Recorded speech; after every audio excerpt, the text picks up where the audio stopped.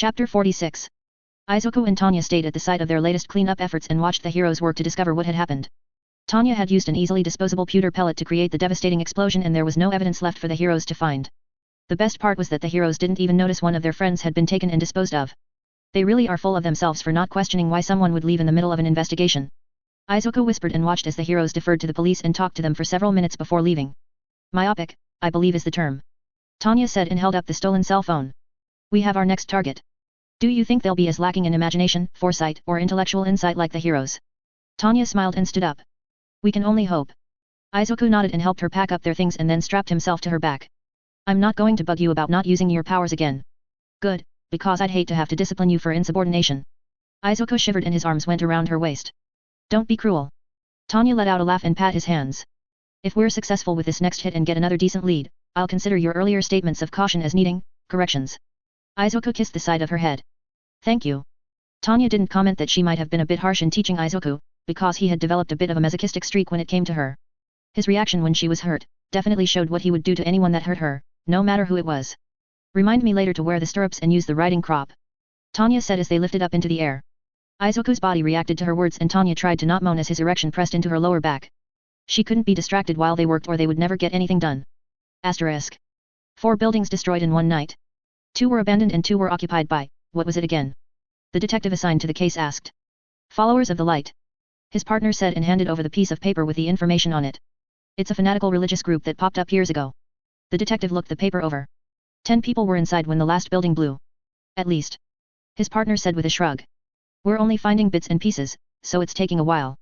How are fanatics gaining so many followers all of a sudden? 2 words. All might. His partner scoffed. The detective sighed. The city's been a mess since that announcement. I think the video of him doing what he did to those kids has made more of an impact than his retirement. The detective nodded. The entire country's force of police officers are pulling extended shifts this week. His partner shook his head. You don't seriously think this is all going to go away by next week, do you? No, I'm just going on vacation and won't care what's going on here until I come back. The detective said and they both laughed. I'll start identifying the multitude of victims and then I'll step on the fire department to hurry up and get us the results for the cause of the explosions. Good man. The detective said. I'll start looking at the owners of those buildings and try to see if any of them had enemies that wanted to get revenge or something. We'll work opposite ends and try to meet in the middle. His partner nodded and grabbed half of the files on their shared desk. He started flipping through them and then picked up the phone to call the forensics lab. The detective grabbed the other file folders and opened the top one. He read that the last building had been an abandoned church and the graveyard had already been moved to a more modern cemetery. The details of the transfers were a little sketchy, which meant he just found a potential lead. If those bodies didn't end up going where they were supposed to go, then the old owner would have a lot to cover up, even if it meant getting rid of the current squatters that might have discovered the secret. The detective thought and nodded to himself. He picked up his own phone and started to make some calls. Asterisk. Wow. Mina exclaimed as she exaggerated the kiss she had just given Tanya, which made both Tanya and Izuku laugh. There. Promise kept. I'm pretty sure I don't remember you doing it like that. Izuku said with a big smile. That's because I put in a bit extra to make up for waiting so long to pay her back for it. Mina said with a smug expression on her face. I had to let her recover before I shared my awesomeness. Izuku nodded and the 3 of them sat down on the large couch at Tanya's home. Mina didn't realize she was between them until Tanya took her hand. You didn't have to do that, Mina. Tanya whispered softly. I saw the video of what happened after the exam. I know you did what you did to make sure Izuku stayed calm. Mina nodded. He was freaking out over you being hurt and I couldn't let him suffer because of it. Thank you for that. Izuku said and took her other hand. In retrospect, it definitely distracted me from my anguish. More like dazed you. Tanya said with a smirk. I saw the look on your face. Izuku's face went a little red. To be fair, my heart was hurt and my head was a mess.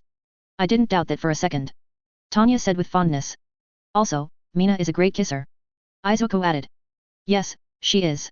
Tanya said and gave Mina an appraising look. Mina's pink face flushed to a darker pink as she blushed. Thanks. There's no need to be modest. You should be proud of your skills.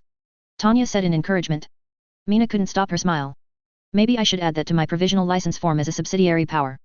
Izuku chuckled and Tanya laughed. I think you will need a little more practice to do that. Tanya said and gave a pointed look to Izuku. Izuku took the hint and leaned in slightly towards Mina. The pink-skinned young woman's heart started beating faster and she assumed that she was going to get another kiss from the nicest guy in school. She didn't close her eyes as she started to pucker her lips.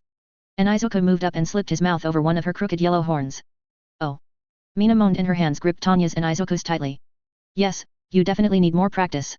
Tanya said and she copied Izuku and slipped her mouth over Mina's other horn. Oh, God, oh God. Mina moaned loudly as she came. Tanya and Izuku treated her horns like sexual objects and licked and sucked on them. They had suspected that they would be a little sensitive, because they were shaped like antennae, and they had been right. Mina squirmed and moaned as pleasure flowed through her body while her two friends did things to her horns that she had never suspected she would like, let alone really enjoy. A few minutes later, Mina came again with a yell and relaxed into the couch. Her breathing was fast, like she had been running, and her eyes were half closed. "Thank you very much for taking care of my Izuku," Tanya said and gave Mina a soft kiss on the lips.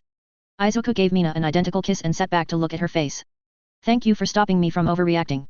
Mina could only nod in response and gave the both of them longing looks. "When you're recovered, we can take you home," Tanya said and started to let her hand go. "No, stay," Mina whispered and held onto her hand. Tanya gave her an odd look and then glanced at Izuku. "Do you realize what you're asking?" Mina nodded. Want, she took a deep breath and her eyes opened all the way. "I've never, that was, you two are," she paused and tried to gather her thoughts. "Please, I'll do anything." Tanya let a bit of her manic smile out. "Izuku, carry our beautiful pink friend and follow me." "Yes, mistress," Izuku said and followed Tanya into her bedroom. The bed was plenty big enough for what was about to happen. Tanya shut and locked the door before she started to strip off. Izuku copied her and Mina watched from the bed with wide eyes as the pair became naked for her. Izuku was already hard and Mina licked her lips as she stared at the thing. "How can that fit in you?" Mina asked as Tanya climbed on top of her. "Orgasmically," Tanya said and then she loudly moaned as Izuku entered her. Like that." Mina felt Tanya's nub rubbing hers as Izuku rocked in and out. She mewled at the light touches on her sensitive bit and then she moaned as Tanya gave her a passionate kiss. A few moments later, she cried out as Izuku slipped inside of her for the first time. It was her turn to kiss Tanya passionately as Izuku slid in and out of her and it felt so amazing that she didn't care that he wasn't wearing a condom. Mina soon came and held onto Tanya as if her life depended on it. "God. I know." Tanya whispered and rolled off of her. "Izuku, direct stimulation, please." Izuku nodded and picked her up to let her wrap her legs around his head. His hips didn't stop moving, though. Mina moaned as he kept giving her pleasure while also eating Tanya out. She wasn't sure what to do with her arms, so she reached up and tried to rub Tanya's back. That was apparently the right thing to do, because Tanya moaned and leaned backwards to let Mina rub her more. The three of them stayed like that for about 15 minutes before both Tanya and Mina came. They yelled their pleasure and collapsed onto the bed beside each other. Izuku didn't wait for any instruction as he pulled out of Mina and slid into Tanya to give her a hard pounding. Mina caught her breath as Tanya easily took it and the look on her friend's face made her want to feel it like that, too. "Here it comes," Izuku warned. "Mina needs a shot," Tanya said between panting breaths. "Open wide," Izuku said and pulled out of Tanya before he quickly crawled up the bed. Mina didn't object as Izuku slipped his boiling hot and dripping member into her mouth. She moaned as his ejaculation poured out of him and into her mouth. She swallowed several times and sucked on him to make sure that he was really finished. Izuku let out a drawn-out breath and moved back to sit on the side of the bed. "That was great, Mina." Mina licked her lips and she couldn't stop her pleased smile. "I thought you were supposed to be a hero." "What do you mean?" Tanya asked. "Would a hero quit so quickly?" Mina asked with an innocent look on her face. Izuku gave her a surprised look for a moment, then he laughed. "Tanya. She found me out." "Oh, no," Tanya said and pointed between Mina's legs. "Quick. You have millions of hostages to hide in the secured bunker before she catches you." Mina let out a laugh as Izuku tackled her and then she moaned loudly as he pounded into her as hard as she could stand it, and then a bit more. The pleasure and pain mix was a real turn on for her and she came and came and came again. She had actually lost count by the time Izuku shivered and she felt her insides be warmed up significantly. She also felt very, very full. "My turn," Tanya said and Mina tried to turn and watch Izuku have sex with her friend again, then she gasped as Tanya stopped her movement and slid her tongue between Mina's very sensitive folds. "Oh, God." Mina yelled and then she writhed and moaned as Tanya did her best to clean out everything that Izuku had put inside of her. It seemed to go on forever and she came a bunch more times before Tanya finally stopped. "That was pretty tasty," Tanya said as she moved up Mina's body to suckle her breasts for several minutes, which made Mina mewl again. She chuckled and laid down beside her pink-skinned friend and Izuku laid down on Mina's other side. "Let me know when you want another go," Izuku said and kissed Tanya, then he kissed Mina. Mina nodded and put her arms around their shoulders to cuddle them both. When she had shown up after calling first, she never suspected that she would end up in bed with the both of them. Even though she knew that she could never do something with Izuku without doing it to Tanya as well, she had no idea that they would work together to seduce her before she could do the same. "You owe me a good licking," Tanya said in a sexy voice and Mina shivered. When would you want it done?" Mina asked. "Oh, I think I can come up with a good time and place," Tanya said with a smirk on her face. Mina blushed, because she somehow knew that Tanya would ask for it when she least expected it. After what they had just done with each other, she was more than okay with that, since she would also have access to Izuku for the same thing. "Yes, mistress," Mina said in a subdued voice, which made both Izuku and Tanya smile. Chapter 47. Izuku and Tanya dropped Mina off at her place, after a shared kissing session. As they flew off with fake straps between them to cover for Izuku's illegal quirk usage, their phones lit up at the news about the damaged buildings and the investigation that was ongoing. The pair placed bets with each other for when the heroes would officially declare their teammate was missing. I'm betting a week, and that's only if they get together regularly. Tanya said with a laugh. I'm betting 2 weeks, no conditions. Izuku said. Oh? What do I get if I win? Tanya asked as she flew towards the address of the next contact on the stolen phone. They had a lot more work to do before returning to school on Monday. What do you want? Izuku asked, a little sheepishly. I'll figure out something. Tanya said in her evil voice. What do you want if you win? Izuku shivered a little at the tone. I want to see your beautiful smile as you deep-throat me. Tanya barked a laugh. I just recovered from a serious head injury, you bastard. Izuku laughed as well. You've got 2 weeks to come to terms with it before you need to pay up. Overconfident much? Tanya asked as they landed in a secluded spot near the house they were targeting. Damn, I can feel the corruption from here. Izuku quickly unstrapped himself and discarded the extra gear. Can you tell how many there are? Tanya discarded her extra equipment as well. There was only supposed to be one here. She said and picked up the army viewfinder. She didn't win CE as she used her aura sight, which was a relief for her, and she saw 8 glowing forms through the walls. There's 8 of them and they look like they are having a meeting. Izuku loaded up her rifle for her. Don't stop shooting. Izuku. You saw what happened last time. They could survive the first time. Tanya accepted the rifle and nodded. She didn't really want to use that much energy so soon, but Izuku was right. They couldn't take the chance that one of them would escape and spread being X's twisted gospel. It had already gotten out of hand with their unofficial church. Izuku stood there guarding her and watched as she took aim. He could feel the energy flow through her, so he put a hand on the back of her neck and helped her with his Fajin kinetic aura. Ah! Tanya moaned as her energy spiked, then she started shooting. Way aboom, way aboom, way aboom, way aboom. When the barrage ended, Izuku ran over at super speed to check the targets. Nothing was left, not even debris. Any auras around? He asked over her earpiece. No, we got them all. Tanya said. She double-checked with the viewfinder and nothing was near or around the site. Let's go and check the next contact. Izuku ran back to her and helped her pack up and re-equip before he did himself. There's a chance we just took out most of the contact list. Tanya let out her manic grin. We can hope. Izuku laughed and strapped himself to her back. The next 2 hours were both fruitful and empty of purpose. Each of the addresses they went to were empty of any being X's blessed auras. 2 of them were hero agencies, too. No more evidence was found, so they had to assume that they had either gotten them already or they were out somewhere. Only one more left on the list. Tanya said and checked the stolen phone once more. We'll be down to hacking the electronics for other sources to hunt after this. I'm okay with that. Izuku said and they flew halfway across the country to land at an appropriate spot, only to see the backside of the UA campus. He let out a curse and sighed.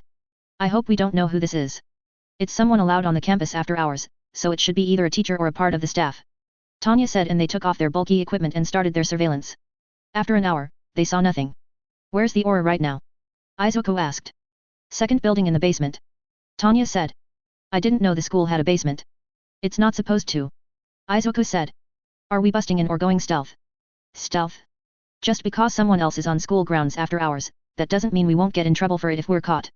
Good point. Izuku said and made sure his knives and pistol were settled and out of the way of his natural movement when he moved.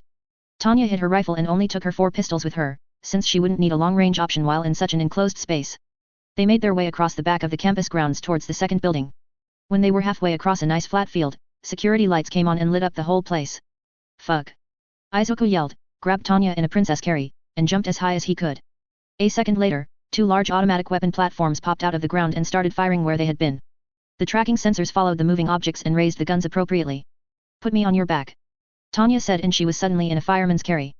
Izuku twisted around and punched the air, giving himself momentum to move, and Tanya held on as best as she could to the harness Izuku wore. They flew towards the second building and hopefully out of the line of fire. Unfortunately, this was the wrong move. Another 2 platforms popped up on the roof and aimed right for them. No. Izuku yelled and then he felt his arms burn as 2 very long black energy tendrils shot out of his hands.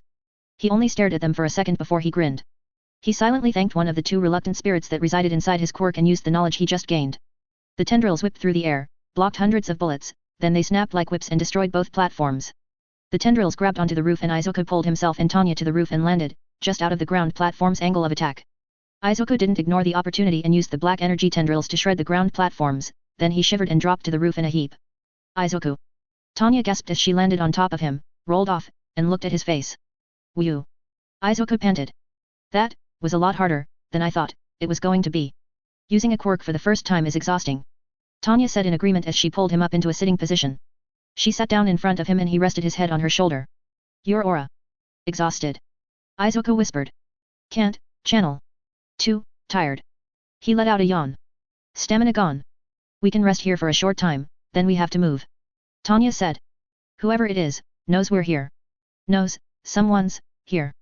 Izuku said and closed his eyes. Shield. I don't know. Tanya said.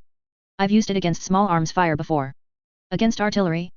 I doubt it'll hold for more than a single shot. Then, blanket. Our stuff is back at the clearing. Tanya reminded him. Then, Izuku started to say and fell asleep. Tanya almost laughed at him. He was big and muscular and damn near super strong, and yet, he relied on her to protect him. She liked that aspect of his personality, though. Izuku knew that he needed someone to look after him, no matter how powerful he was becoming. She kissed his cheek and kept watch on the rooftop for any movement, with her pistols at the ready. A slight whirring sound brought her gun around to the corner of the roof and she shot it automatically. A camera lens was shattered into scrap with a doorbuster, as was the little robot it was attached to. That was definitely going to get someone's attention and let them know where both she and Izuku were. There was nothing she could do about that, though. Tanya would soon be glad that she had thousands of pellets in the clip refills on her belt. Asterisk. Izuku woke up and opened his eyes. He saw that he was almost completely surrounded by scrap metal. Or what was now scrap metal. He couldn't really tell what they were before Tanya's shots had crushed and mangled them. He lifted his head from her shoulder and saw another wave of them coming up and over the side of the building. Unlike the last time, he used his kinetic aura to absorb energy from the machines and then a single black energy whip snapped out and cut the machines in half. He didn't feel the drain at all, which meant he needed to gather energy first and then counter, so he wouldn't exhaust himself. Hey, sleepyhead. Nice shot. Tanya whispered. Izuku kissed her cheek. Thank you for protecting me, Colonel. Tanya blushed a little. Hey, no bedroom talk. We have a recruit to kill. Izuku smiled. Those little bots had a lot of kinetic energy in their power sources. He said and slowly stood up. Let's see what we can find when we take the direct route. Tanya let out an eep sound when he hugged her tightly with an arm and pointed the other straight down. Hey. Hold on, Colonel. Izuku said and a black energy tendril 5 feet thick shot out of his hand and it went straight through the roof. They dropped down, thanks to gravity, and hit, nothing. The tendril was making the path for them to fall through and they went right down through every single floor until they reached the basement. Izuku activated float and they landed without a sound among the debris of the floors they had broken through. You're here. An excited female voice echoed through the large area. My first baby finally gets to fight. Master says you are intruders. A mechanical voice said and a mechanical whip flew at them from the darkness. Izuku caught the thing and absorbed the kinetic energy from it. What? No, you can't. The female voice said in confusion. Let him go. He's just a baby. Izuku let Tanya go and yanked on the mechanical whip. A giant 4-armed and 6-legged mechanical monstrosity flew out of the darkness towards them. Tanya. Go ahead. I had lots of fun before. Tanya said with a grin. Izuku laughed and pulled his other hand back as it glowed slightly green. He didn't shout a catchphrase or a move name. He just punched with all his might and the giant metal thing blew apart and then disintegrated. Nuuu. The female voice yelled. A moment later, there was a thump and nothing else. Tanya walked over to the wall and felt along it. If my aura is right, there's a potential kinetic area about 10 feet to the right. Izuku said. Tanya moved in that direction and found several switches. She flipped them on and the whole open space lit up with the snaps of powerful overhead lights. It also revealed thousands of the little robots just waiting to be activated. There's someone up in the control booth. Izuku said and pointed across the room at a little observation window. I think my aura expanded, too. That's why you should be using it all the time. Tanya said and entered the door in the wall and went up the stairs. I'd be sucking up kinetic energy all over if I did that. Izuku said in her earpiece as she opened the door to the control room. Oh, look. The little machines are waking up. He said and then he chuckled. Swarm tactics? Nice. Have fun. Tanya said and heard Izuku's laugh and the sounds of smashing metal. The unconscious form of the pink-haired girl twitched as she got closer. Tanya knew what that meant, so she unloaded her pistol into the girl's face, exploded her brain and then her heart, then she used her magic to dispel the energy glow and cancelled being X's blessing. You should have known that every deal comes at a cost, Mei Hatsum. Usually, it's one that most people aren't willing to pay when it comes to. Tanya said and pulled out a tiny cylinder from her belt. She hit the release and dropped the phosphorus grenade on the body before walking away. No evidence of being X was allowed to remain, if she had anything to say about it. Chapter 48. Both Tanya and Izuku felt relieved when they made it back to the clearing where they had stashed their things and they hadn't been caught leaving the scene of the fight. The second building was trashed, thanks to the huge hole that Izuku's budding quirk had created. Black Whip was an odd ability to have hidden within the depths of One for All, as it didn't seem to fit into the power-up part of the quirk. It's no wonder why that Echo didn't want to share what he knew at first. Tanya said as she and Izuku packed up and strapped themselves to each other. It wiped you out for quite some time. Izuku nodded. I'm very grateful that you were there for me when I needed you the most, Tanya. Oh? How grateful? Tanya asked as they floated up into the air. Izuku whispered into her ear and Tanya's face changed to show her manic grin. I'll hold you to that. Tanya said and flew them back to her place. What followed was an evening that neither Tanya nor Mrs. Jensen would ever forget. Izuku was dressed in a French maid's outfit and cleaned the living room from floor to ceiling. He even used the classic feather duster when it was needed for dusting. He could have done without wearing the thick pantyhose, but he had promised to do whatever Tanya had wanted. Izuku served the two giggling women cookies and drinks and did any minor task they asked of him, which was his job for the evening as a personal maid. He didn't mind when they kept accidentally dropping things for him to bend over and pick up for them, because he knew that Tanya liked it when he did everything that she wanted. The things was, Izuku liked it, too. Being wanted by her was the best feeling in the world. After she was hurt, he hadn't lied to her when he said that he had been completely lost and couldn't do anything without her. His whole life revolved around her and her happiness was all that really mattered to him. He would do anything for her and he was sure that she knew that. Especially now. When it was time for bed, Mrs. Jensen excused herself and kept giggling as she went to her room. Tanya didn't say a word until both she and Izuku were inside her own room. You are unbelievable. Izuku nodded and waited for her next order. I expected you to say something, or complain, or give me glares when we teased you tonight and ordered you to do such silly things. Tanya said and gave an odd look to Izuku. You may speak. I wanted you to enjoy yourself. Izuku said and ducked his head a little. The look on your face as you ordered me around, made me happy. Tanya opened her mouth to respond, then she closed it and thought about the evening. She hadn't really thought about her own feelings lately and she quickly went over the night's events in her head. When she finished, she walked over to Izuku and looked up at his face. Crawl onto the bed on your hands and knees. Tanya said and Izuku did as ordered. Stay like that. Izuku nodded and Tanya's hands slipped under the short skirt he wore and she ran her fingers over his pantyhose-covered backside. She felt him shiver and had to smile at his reaction. She wasn't sure why she was enjoying his submission, until she remembered that despite him being a very powerful quirk user, he had devoted himself to her. You really are mine. Tanya whispered to him. Yes. Always. Izuku said. Your partner in all things. Tanya smiled manically and gripped the pantyhose as she made fists with her hands and pulled. Ah. Izuku almost moaned as the pantyhose tore and he was mostly exposed. Tanya used a finger and snapped the thong covering him and the thin piece of cloth fell away to completely expose what had been partially hidden. She saw Izuku's painfully erect member throb for her and her fingertip lightly touched the spot just below his butthole. Oh. Izuku gasped and a bit of clear fluid came out of the tip. Tanya's manic grin didn't fade as her small hand gripped him and gently started stroking. You want this a lot, don't you? Why yes, please. Izuku whispered and started panting. You can, do anything, you want. Tanya's hand sped up and she leaned in close. Oh, I will. She said and she licked the spot she had just touched. Oh. Izuku moaned loudly and came right away. Tanya didn't stop stroking him, though. So eager. Izuku didn't respond, except by panting even heavier. Let's see what else I can do to make you react. Tanya said and Izuku moaned in agreement as her tongue touched him in places that he never knew he wanted her tongue to touch. Asterisk. Morning, guys. Mina shouted and waved as Tanya and Izuku walked up towards the gates of UA. Morning. Izuku said and glanced around. It's a bit crowded today. We're all eager to get our exam results. Mina said and hooked her arms through Tanya's and Izuku's. You can't tell me that you don't want to know. Tanya laughed softly and Izuku gave her a crooked smile. You already know. Mina guessed and they both nodded. You sneaky sneaks. That made both of her friends laugh and Mina couldn't stop her own laugh. We won't say anything.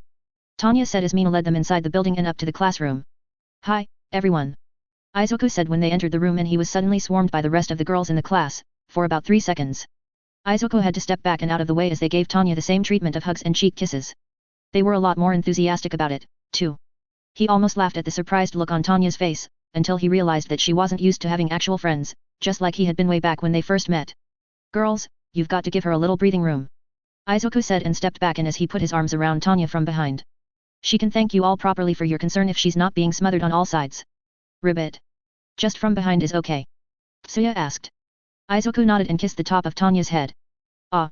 The girls said as one. Tanya took a deep breath and let it out as the rest of the students entered the classroom. She looked into the eyes of each of her well-wishers and smiled. Thank you all for welcoming me back. She said and pat Izuku's arms. He took the hint and let her go. We just wanted to make sure you were really okay.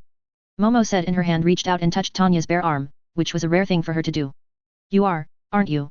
Tanya nodded and put her hand on Momo's to give it a light squeeze. Izuku and I have put my quirk through its paces. It was hard at first, with parts not working right and giving me headaches. Oh, no. Okako gasped and her hand joined Tanya's and Momo's. What happened? Don't worry about it. Tanya said and her other hand took Okako's. We worked through the problem since I've been out of the hospital and now I can use my powers without any residual pains. That's great to hear. Toru, the invisible girl said. It really is. Izuku said as the door to the classroom opened and Aizawa walked in. Aizawa stiffened slightly when he caught sight of Izuku. I'm not going to bother to ask why you're here. he said and went to the teacher's desk. His eyes roamed over the classroom and saw that everyone was there. As you all know, first term ended 2 weeks ago. Izuku's hands made fists and he tried to not think about that. There's no school today. It was just a common meeting place for everyone. Izuku said. The buses are waiting outside for you. Sir. Where are we going? The guy with the naval laser asked. You'll find out when we get there. Izuku said and started walking towards the door. Excuse me, sir. Momo said and he stopped. I need to know the location for the bus company to send the charter for my friends and I. Izuku gave her a stern look, then sighed. We've rented a forest lodge high in the mountains. It's remote and we've gotten permits for student quirk usage in the area. Momo nodded and entered the information in her phone. They said it shouldn't be a problem, as long as I can provide the actual address 2 days before camp ends. Your cell phones won't work out that far. Izuku said. Momo gave him a surprised look for a moment before she put her phone away. Grab your things and let's go. Izuku said and left. The students all did so and followed the teacher down the hall, the stairs, and out of the building. 2 buses were there and Class 1B was there, too. When no one from that class yelled or tried to get their attention, everyone looked over to see what was wrong. The class rep, a red-headed girl, waved a large hand at them. Thanks for the assist, Itsuka. Izuku said and waved back. The girl blushed a little and nodded. The students piled into the bus, except for 2 of them. I'm going to miss having you here. Izuku whispered as he hugged Tanya. I'm going to miss having you there. Tanya whispered back. The 2 of them ignored their friends, that had their faces pressed to the bus windows and stared at them, and gave each other a fairly passionate kiss. Oh. Their friends said as one. Good luck. Tanya said and climbed onto the bus. I saved you a seat. Mina said and waved. Tanya smiled and went over to her. She wasn't surprised that the girls had pretty much claimed that side of the bus. They all turned and waved to Izuku and they let out sad sounds at the lost look on his face. He'll be fine. Tanya reassured them. I've given him a few things to do to keep him busy. The girls looked skeptical at her statement and Tanya didn't try to explain. What they didn't know, wouldn't hurt them. Asterisk. Izuku waited until the buses were completely out of sight before he moved. Unlike what Tanya had warned him about, he didn't care if anyone caught him. He was All Might's successor and no one had any right to tell him that he couldn't use his powers. Except Tanya. He would do anything she said, which meant he was back inside their secret base barely 10 minutes later. The advanced computers and scanning equipment was used by Izuku to continue to scan and look for the contacts that they had taken from the stolen cell phone. He focused on the ones that they hadn't managed to find during their cleaning operations and soon discovered that they had taken care of them when they destroyed 2 meeting places. Izuku didn't feel relief, though. He tapped the earpiece he wore and listened to the live microphone that Tanya wore. They hadn't bothered with the personal camera, because they suspected that Izuku and whoever was running the camp, would be checking for things like that. There had been too many security breaches for them to forget to check for hidden or unauthorized cameras. He worked during the entire drive that the buses took to go to the mountains. He tracked them on the computer and referenced a map of Japan to make sure that they really were going to a forest lodge. He wasn't allowed to move until nighttime, so when Izuku pulled his little trick about making them travel through the forest the last few miles and not taking the bus like Class 1B was, Izuku growled at the man's stupidity. Tanya could be easily attacked, not to mention the rest of the students being in danger by being completely unprotected and out in the wilderness. Izuku stood up and he fought with himself mentally, because he wanted to break Tanya's order to go and save her. Sweat formed on his forehead as he struggled with his desire to protect her against his desire to always follow orders. Izuku's struggle stopped when he realized that Tanya would never forgive actual insubordination and it pushed his desire to protect her down into the revenge section of his brain.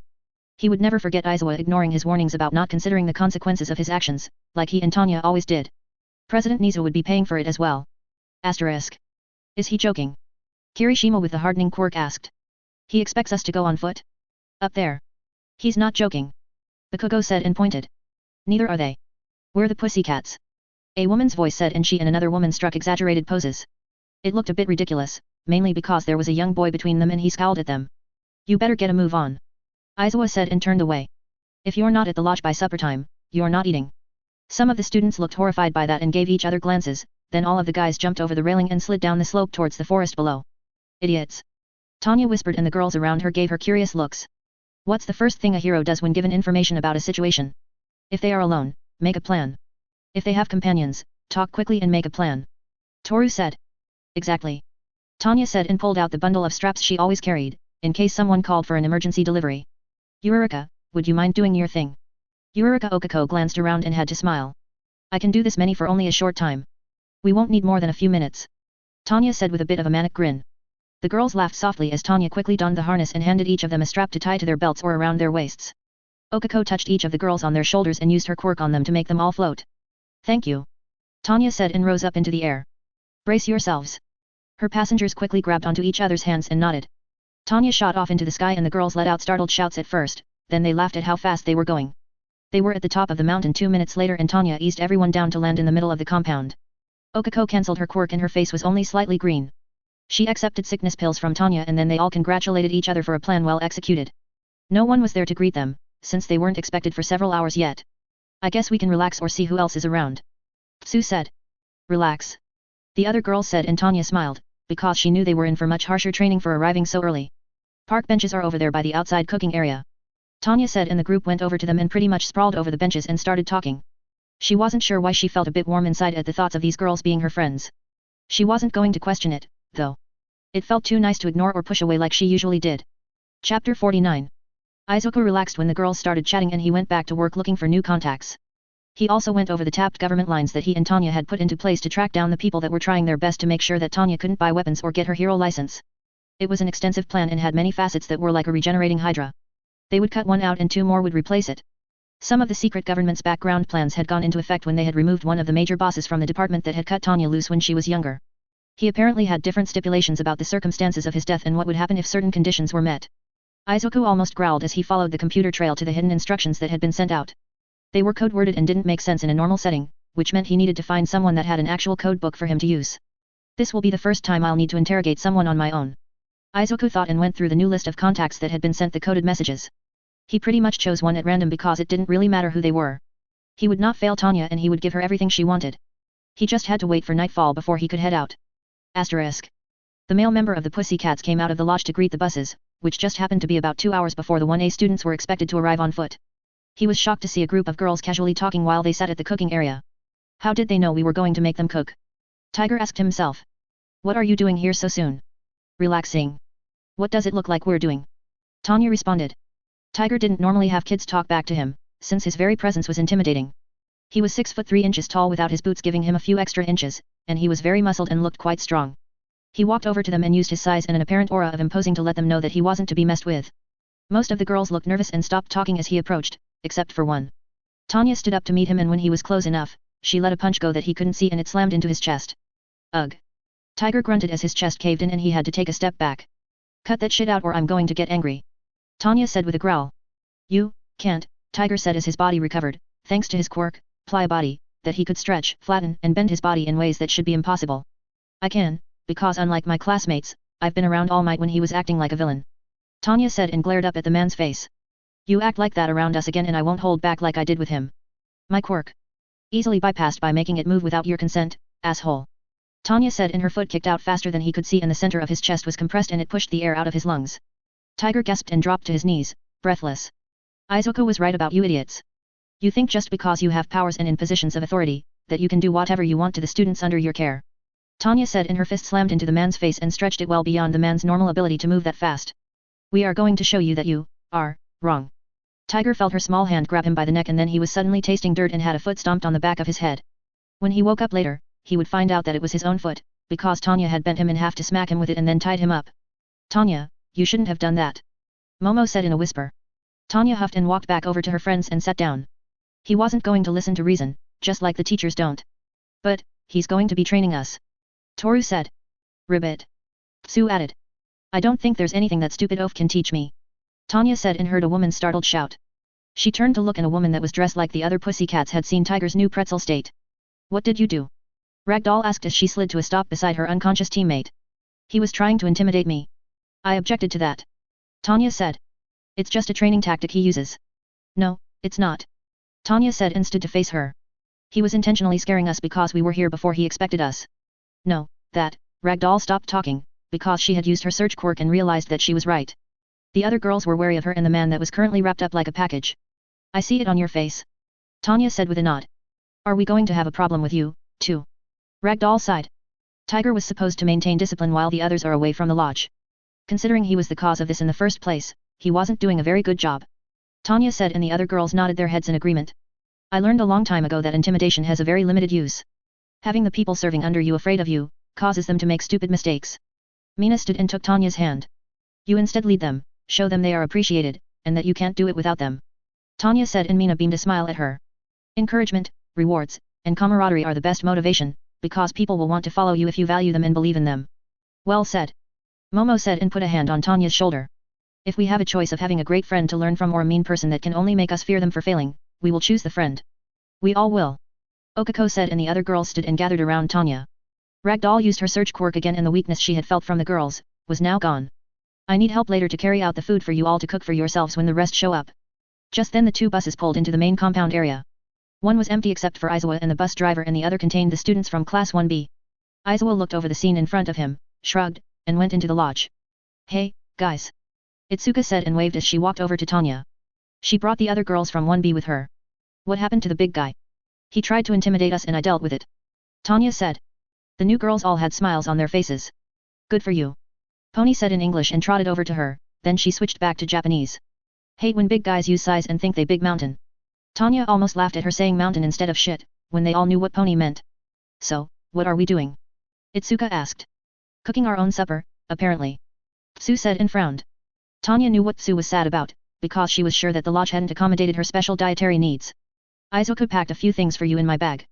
Tsu's frown disappeared and she smiled. Really? Ribbit.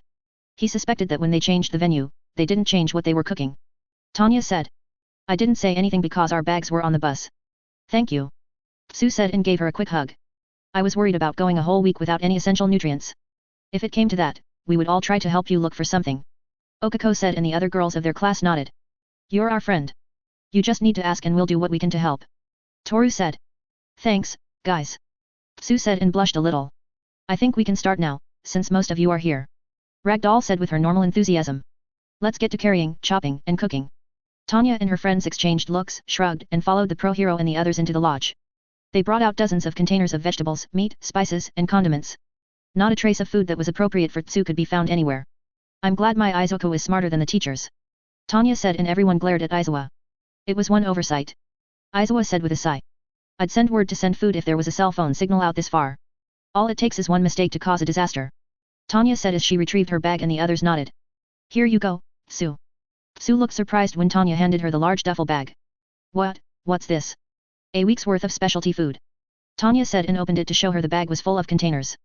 Aizoku and his mom tried to make sure they are edible without having to heat them up. Tsu's eyes were a little wet as she hugged the bag. Thank you. Tanya knew what was coming, so she stepped close and Tsu gave her a soft and tender kiss. Aizoku will be looking forward to that. Tsu blushed and nodded. She was going to look forward to it, too. The red-headed young woman from Class 1B stared at what had just happened in front of her. Did she just kiss another girl, in front of everyone? Itsuka asked the invisible person beside her that was chopping carrots. It's part of the deal. Toru whispered to her and then explained what Tanya had said about her friends and what needed to be done to keep things fair between her and Aizoku. I think I need to make more friends. Itsuka whispered back, which made Toru chuckle. Asterisk. Aizoku added Tiger to the top of the revenge list. No one tried things like that on his Tanya without paying for it. He even took down All Might because of it, so some nobody on a team that no one cared about, wasn't going to get away with it, either. He packed up Tanya's rifle and her special ammo, the bag with her actual clothing in it, and her handguns. He would make a quick trip and drop them off at the meeting point before he went on the mission that Tanya needed him to do. He would track down the code book before the night was out, or his name wasn't Captain Midoriya. Asterisk. Jason Bourne had no idea how he had been targeted when he was supposed to be deep undercover in a foreign country. He had slipped through the border without anyone catching on to his disguise or discovering that his ID was fake. It was one of his more prolific jobs and he would complete it or die trying. At least, that was the plan. He had shown up at the target's residence and successfully eliminated him, raided the man's files and computer, then destroyed everything. No evidence could be left to trace back to him or to the organization he worked for.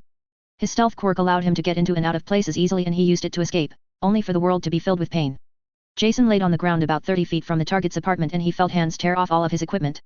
He didn't ask the man what he was doing, because he would have done the same thing to recover information from a rogue agent.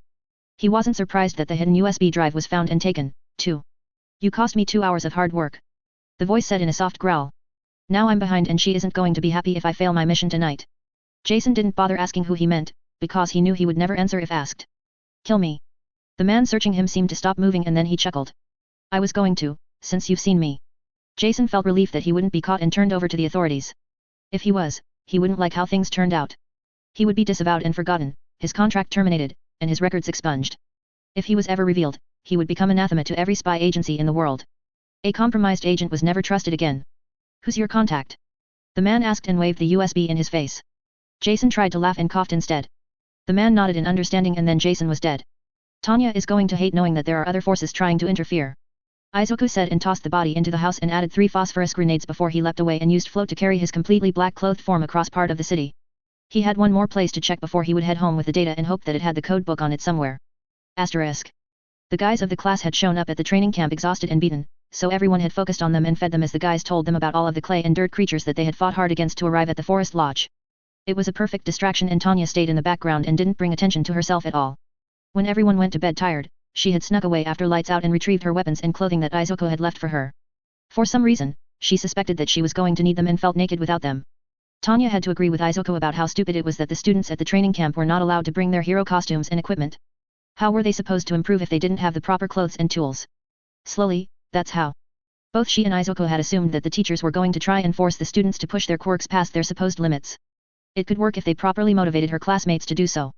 If the greeting at the camp was any indication, Tanya doubted that anything they said or did was going to give them the motivation to do more than they already had been. Tanya tucked her new bags under her bunk and climbed under her blankets, only to find a blushing Mina waiting for her.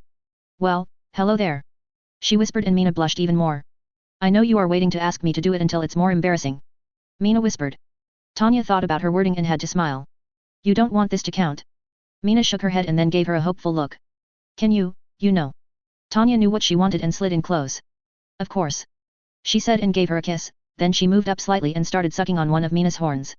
Chapter 50 Summer Training Camp. Today you will all be testing your quirks for their limits, then you will be surpassing them.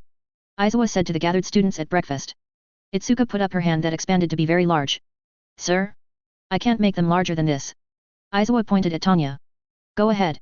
Strengthening like grip strength for holding things and toughening the skin with hard work and impacts on harder and harder materials. Tanya said and everyone looked at her with raised eyebrows. She could also temper her enlarged hands for extreme conditions with both heat and cold. The larger hands will be more difficult to move in cold and will probably sweat a lot in heat, are situations that need practice to overcome. Izuwa nodded. I'm glad you've been thinking about how quirks work instead of just using them. He said and looked at Itsuka. We'll pair you up with someone that can help you strengthen what you can already do. Can you lift more than what you normally can with bigger hands? What about dexterity? Can you hold eggs without breaking or dropping them? Now everyone looked back at him. That's what this summer training camp is about. You will all have a chance to improve yourselves here. Izuwa said and the students started whispering about the things they could potentially do. Tanya couldn't stop her hand as she raised it.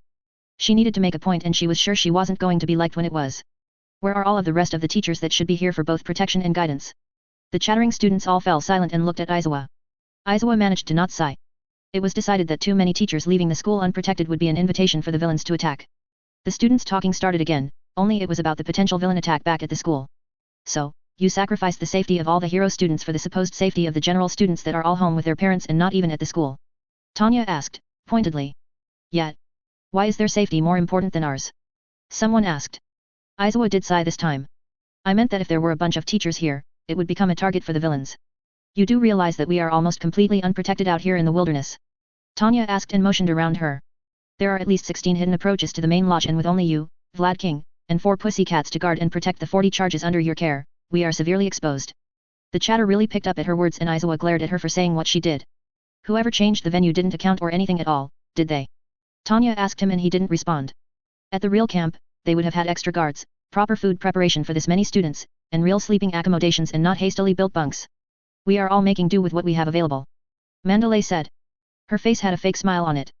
Yes, by making us do it because you aren't equipped to do it yourselves with no preparation. Tanya said.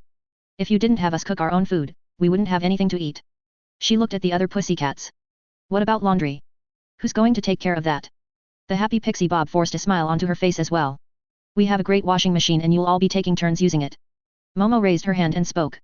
When exactly are we supposed to do our own clothes washing with so many of us to do it? Yet. We have training, schoolwork, and everything else during the day. A guy's voice said from across the room. We're going to be too tired at the end of the day for menial tasks. Ayama said and his eyes sparkled. Some of the other students started grumbling about not knowing how to wash clothing, because they were only young and hadn't learned anything like that. They wanted to become heroes, not launderers. Tanya sat there and didn't add more fuel to the fire, even though she easily could. She would wait and make another point when it was relevant, like individual baths after their workouts and privacy for the girls from peeping boys. Her eyes went to each of the heroes as they tried to calm the others down and she looked at Izuwa. He was still glaring at her and she smiled as she held a finger up and then put up a second one. Izuwa lost the glare and used a hand to rub his face. He now knew that she was going to do this again later and there wasn't really anything that he could do about it. There was almost no support structure out this far and his reasoning was the one given for the other teachers not coming along. He did not tell anyone that Midnight had suggested the teachers arrive at different times to relieve any suspicion. If you're all done eating, we need to get to your training. Izuwa said and the talking died down. What about, someone started to say. We can deal with any issues after getting you all working on improving yourselves. Aizawa interrupted. That is why you are here. When no one else spoke, Aizawa split them into smaller groups with similar quirks and sent them to each of the pussy cats for assignments.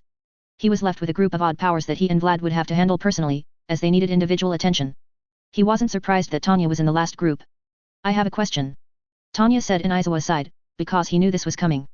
How do I train with my quirk when I wasn't allowed to bring anything to do it? Was that your second disruption? Aizawa asked. No, I'm saving that for later. This is a personal question that only applies to a few of us. Tanya said in motion to the other students that needed equipment to utilize their quirk properly. We are at a distinct disadvantage in training without our equipment. The other students nodded in agreement and Aizawa rubbed his face again, which really showed off his frustration. Before you say we will have to deal with it because of where we are, we were supposed to go to another location that you changed at the last minute. Would they have had replacement equipment there for us? Tanya asked. Aizawa didn't want to lie about it, so he didn't. He was already being screwed over anyway. No. President Nizu really screwed up for someone that's supposed to be so smart. Tanya said and Aizawa gave her a pointed look. He could have split the classes up like you just did and sent them to different locations, had teachers escort them, and kept it all secret. Even the students going somewhere wouldn't know where anyone else went unless they were in their group. That sounds great. Setsuna Tokage, the lizard split quirk girl said. Why didn't they do that? It's called compartmentalization and President Nizu isn't smart enough to accept that a human way of thinking can be better than his own. Tanya said and the others stared at her, even Aizawa. It's true. In any case, we will work with what we can find to get you started. Aizawa said. I'm sure I'm not allowed to practice flying, since we're supposed to stay low-key here. Tanya said and Aizawa held in his sigh this time. Does anyone here know of anyone around that owns a gun or? No. Aizawa yelled and everyone except Tanya jumped at his shout. Tanya let some of her manic smile show on her face. Does that mean you know what's going on behind my back? She asked and then added another word in as sarcastic a tone as possible. Sir. Aizawa couldn't stop the shiver he felt at the look in her eyes. This is not the time to. Tanya let her smile grow wide to show it fully and the other students stepped back from the frightening sight. I believe you and I will be having an enlightening discussion later. Aizawa knew that he was in quite a lot of trouble now. The information he had come across during some of his nightly investigations would be compromised if he allowed himself to be interrogated by his student, and he knew she would be conducting an interrogation and not a discussion as she claimed. No, he knew that look and had used it himself on many occasions. Tanya saw the knowledge on Aizawa's face and knew that he realized she wasn't going to settle for anything except full disclosure. He didn't look resigned to it, so it was going to be interesting to see how he was going to handle it. She let her smile fade away and motioned to the other students. Go ahead and get them all working. I can wait and see what it is that you are going to suggest I do to enhance my quirk. Tanya said and stepped back. Aizawa nodded acceptance and did as she asked. Over the next hour, he discussed things with the other students and took each of them to an area in the compound that they could alter slightly for them to practice and to strengthen their quirks. Tanya stood there the whole time with a patient look on her face and watched him like a hawk, just so he couldn't slip away and say he forgot about her. By the time Aizawa returned to her, he had worked out what he thought was a good exercise for her to use her quirk. He decided that using rocks of various sizes, from pebbles to boulders, and making her control their trajectory to land in the same spot each time, no matter the size or what blocked the spot. Tanya waited until he was done telling her that she would have to gather the rocks from where the other students were using their quirks and causing damage, then she laughed. She didn't stop for several minutes and none of the students looked over or commented about it. I don't understand what you think is so funny. Aizawa said when Tanya calmed down. I've been doing that since I was 6. Tanya said and walked a few steps away and picked up a coin-sized rock. Pick something for me to hit. Anything at all. It doesn't matter where it is. Aizawa thought about being an asshole and picking the next mountain peak, then remembered Tanya's quirk assessment where she threw a baseball and broke the sound barrier with it. It wouldn't be unreasonable, so he smiled. There's a small pagoda at the top of the next mountain where people, Aizawa started to say and saw her glance that way. Tanya's hand flashed towards him and Aizawa stopped talking as he felt the little rock graze his ear and move his hair. What surprised him was that she had thrown it quite far to the left of where she was looking. They both stood there for about 10 seconds as she continued to look off to the right. 5, 4, 3, 2, 1. Tanya said and looked back at Aizawa as a resounding gong echoed back to them. Is there anything else you would like to teach me, sir? Aizawa thought about mentioning using a large boulder, then he remembered the 20-foot wide piece of concrete stage that she had caught during the sports festival and had thrown back at Aizawa like it was nothing. I need to monitor the other students. Aizawa said instead of suggesting anything and walked over to stand with Vlad as he watched his own group of students. Tanya held in her laugh at stumping the man. She had thought Aizawa was abreast of her training and abilities, but, it seemed that with 20 students to take care of, she and Aizawa had been ignored to let him concentrate on the students that actually needed his help. She was fine with that, since some really did need his help to make themselves better. The provisional license exam was no easy thing to handle and she was sure that if her name appeared on any of the official documentation, the difficulty was going to be raised far beyond that of the normal requirements, unless Aizawa completed the mission she had given him. Asterisk. Aizawa was ecstatic as he sat in the provisional license examination control room and pilfered the testing data. He had actually found the codebook on the USB device and it let him decode everything from the secret messages sent through back channels to blatant texts sent through civilian cell phones to key people in both the government and their families. Thanks to having the codebook and the specific catchphrases and counter codes, he had sent messages from burner cell phones to change the plans to ones that were favorable for both Tanya and himself. It also let him write to the people that were relays and he eliminated them and took their phones. He kept doing their jobs, used their own codes, and altered things just enough to be acceptable. Tanya was really going to thank him for not only succeeding in the mission, she would be grateful that he had taken the next logical step and infiltrated the enemy's network of contacts. It provided her with a vital source of information that she could use and manipulate how she wanted to and also gave her first notice if anything new was going to be introduced against her. Izuku finished up with the computers and erased his tracks, like Tanya showed him, and then sent the code message thanking his contact for allowing their agent to ensure the testing facility would become that much more difficult for certain participants to complete. He smiled at the confirmation and left the room by the hidden entrance and the security cameras turned back on to show an empty room. Asterisk. The students stopped training and prepared lunch for themselves, then they had the afternoon off to bathe and hang out until supper. That was an ordeal, especially when it was revealed that there was only one hot spring available and not a full resort like it was supposed to be. A short and fierce battle of wills was fought and the girls won first turn, as if that was in any doubt, and they spent the next 2 hours washing up and talking as they relaxed. Tanya used her viewing ability to make sure that none of the boys tried to peek at them. She also kept a pile of pebbles with her, just in case. The girls thanked her every time her hand twitched and a pebble went missing. After the boys had their turn to wash and relax, they all gathered to prepare supper for everyone and then the pussycats did a little presentation and said that the evening's activity would be a game. A few of the students were excited about that and Tanya wasn't buying it. The look on Aizawa's face gave it away. Stop pussyfooting around and tell us what this game is. Tanya said and a few of the girls giggled. Class 1B will be seated through the forest nearby and it will be their job to scare the students of Class 1A as they walk through a select path in pairs. Mandalay said with a smile on her face. When 1A returns, you'll switch roles and it will be Class 1B's turn to be scared. Whoever scares the most students, wins. Complete silence fell in the room and the students exchanged nervous looks. Tanya stood up and looked at the heroes that were supposed to protect them. Are you really telling us that we are to go out into the woods in pairs and scare other students? In the middle of a dark forest and in unfamiliar territory? With only you idiots around to keep us safe. Hey! Pixie Bob exclaimed. What? Tanya asked and glared at her. Go ahead and tell me that it's not the stupidest thing you've ever heard? You want to send students not trained with survival skills out into the wilderness along a trail they have never seen before and they are to scare anyone that comes near them. Everyone winced, even the heroes. Go ahead and tell me that spreading out all of the people here and hiding in unfamiliar woods is a good idea. Tanya shouted. I want you to look me in the eye and tell me that you are willingly giving up your fucking job to protect us. Tell me. The 4 pussycats stared at her with their mouths open and they did not have smiles on their faces. We are supposed to be learning to cooperate and work as a team. We are supposed to be friendly and enjoy our summer vacation. We are supposed to get better at using our quirks and learn how to be heroes. Tanya said and glared at them and then at Aizawa. How the fuck is scaring people in the fucking forest at night, considered training for us to work together? Complete silence fell and everyone looked shocked, especially the heroes assigned to be chaperones. I think Tanya wins. Mina said and shivered as she hugged the invisible girl, Toru. That was scary. Angry Tanya is scary Tanya. She wins. Okako added as she hugged Sue, whom nodded. Tanya wins. A bunch of the students said and the rest agreed. Tanya lost the angry look and glanced around at everyone. Guys, girls, that wasn't the point I was trying to make. We know. Momo said and took her hand. You were angry on our behalf and we all appreciate that. It was still scary. She said and smiled. I think the point of their game was to scare us and see who was braver, which I agree with you. It's stupid. It's supposed to be a test of courage. Aizawa said. No, it's a scare tactic. Tanya said and felt Momo squeeze her hand. I won't yell anymore. Momo smiled and didn't let the hand go. Using tactics like that, you're actually discouraging students from becoming heroes. Tanya said and a bunch of the other students nodded. If this is how you train the best students in the country, I would hate to know how you trained the worst. That made the heroes shut up and there was complete silence as everyone thought about that. Hey, where's Koda? Pixie Bob asked and looked down at the floor, as if he would appear there.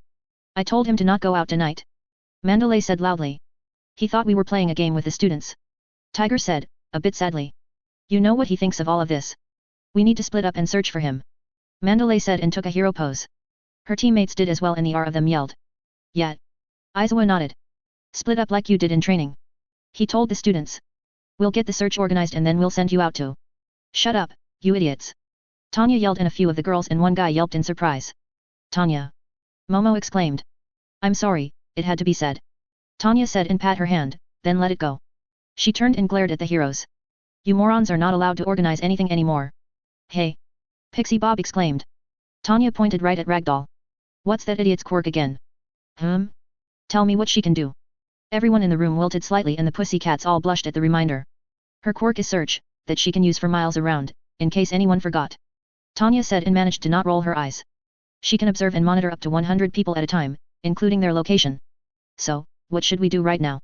We should split up and run around randomly in the forest and try to stumble across someone that one of us knows the location of. What a great idea.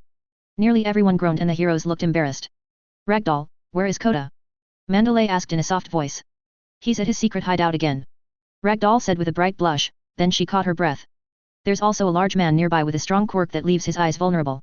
Everyone froze at her words, except for Tanya. How many others are here that are not inside the lodge right now? Tanya asked her. 8. Ragdoll said. 4 at the edge of the forest, 2 to the west, 1 at the cave, and 3 near the north entrance. Where's the highest point near here? Tanya asked. The roof balcony. Ragdoll said right away, not realizing what that meant. You're my spotter for the night. Tanya said and was instantly across the room. Everyone else stay here. She ordered as she grabbed Ragdoll's arm and then the two of them disappeared. What just happened? One of the students asked and nearly everyone shook their heads and looked confused, except for Izawa and Vlad. They knew what was about to happen and were sure they needed to stop it. They weren't sure if they should, despite Nizu's orders. Asterisk.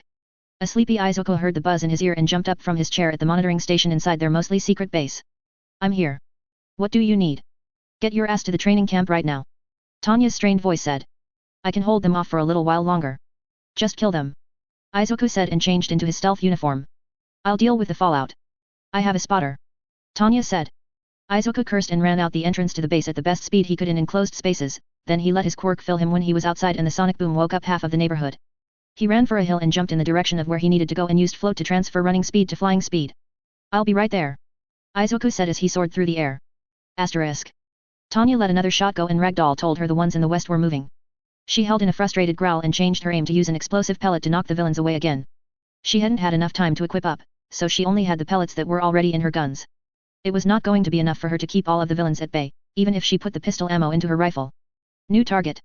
Ragdoll said. 2 miles. 1 mile. In the forest right in front of the lodge. Boom. Tanya covered Ragdoll's eyes in her own as leaves and wood splinters showered over the roof balcony. Crack. A sonic boom echoed and Ragdoll screamed as she covered her ears.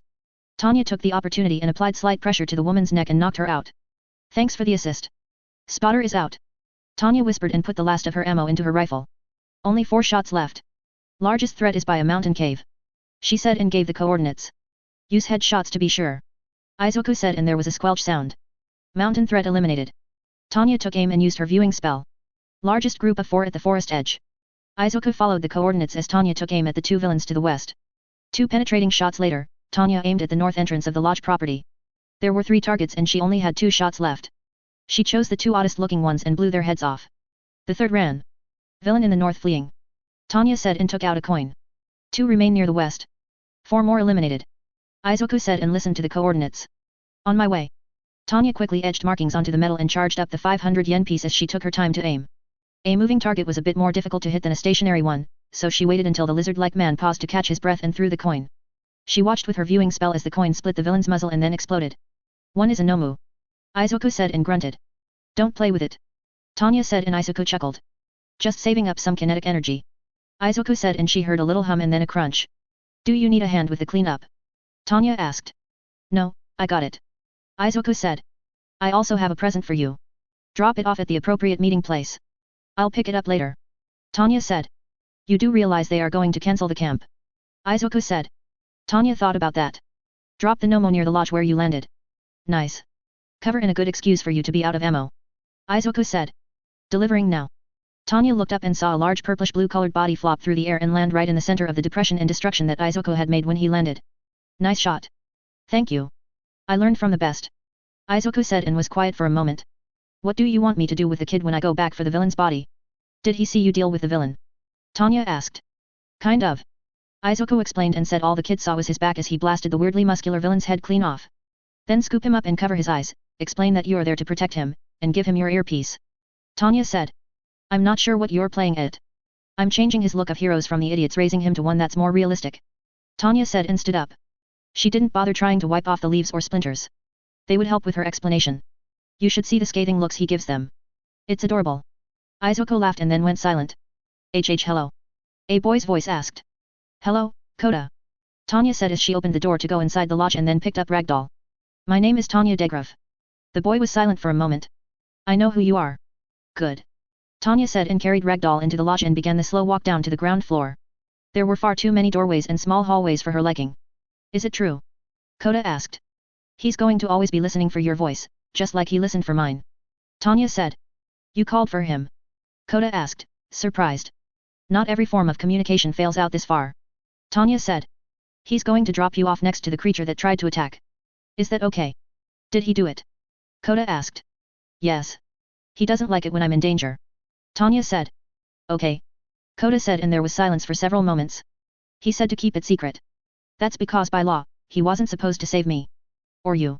Tanya said and almost laughed at the boy's growl. We're going to say I shot it. If you keep Izuku out of it, he'll become your secret protector, too. Deal. Koda said with excitement. Tanya chuckled. Hit the little button to end the call. It's time for the show. Okay. Koda said and clicked off. Tanya wiped the smile off of her face and kicked open the door into the large communal living room that everyone had been in. To her surprise, everyone was still there, even Izuwa and the pussycats. It's over. Tanya said in complete silence met her words, then the students cheered. Chapter 51. Ragdoll. The pussycats shouted and ran over to Tanya to relieve her of her burden. She's fine. She was knocked out when that explosion and sonic boom happened. Tanya said and motioned to the both of them covered in splinters and parts of leaves. It's okay, though. I took care of it. How? Izuwa asked. I used up nearly all of my ammo scaring off the villains that Ragdoll detected. I used one of the last pellets I had for my rifle taking care of the Nomu that showed up. Tanya said and pointed out the front door. I saw the kid standing beside the body before I came down here. Koda. Mandalay yelled and ran across the room and outside. There was a shrill cry of relief a moment later and a yell of surprise by a young boy. I think she found him. Tanya said with a straight face. Mina was the first to laugh and the rest of her friends joined in. It was full of relief as they gathered around Tanya and looked a little lost. Be careful of the splinters. Tanya said and opened her arms. Mina let out a sound that no one had heard from her before, almost a mewl, then she hugged Tanya hard. Ouch. I said to be careful. Tanya said as Mina eased her hold on her and Tanya plucked a splinter out of her forearm. A second later, it was licked and a piece of gauze was applied. I need to wait a bit before healing it. I'm a little drained and exhausted after all that work. Mina nodded and let Tanya go just enough to start picking off the things on Tanya's clothing.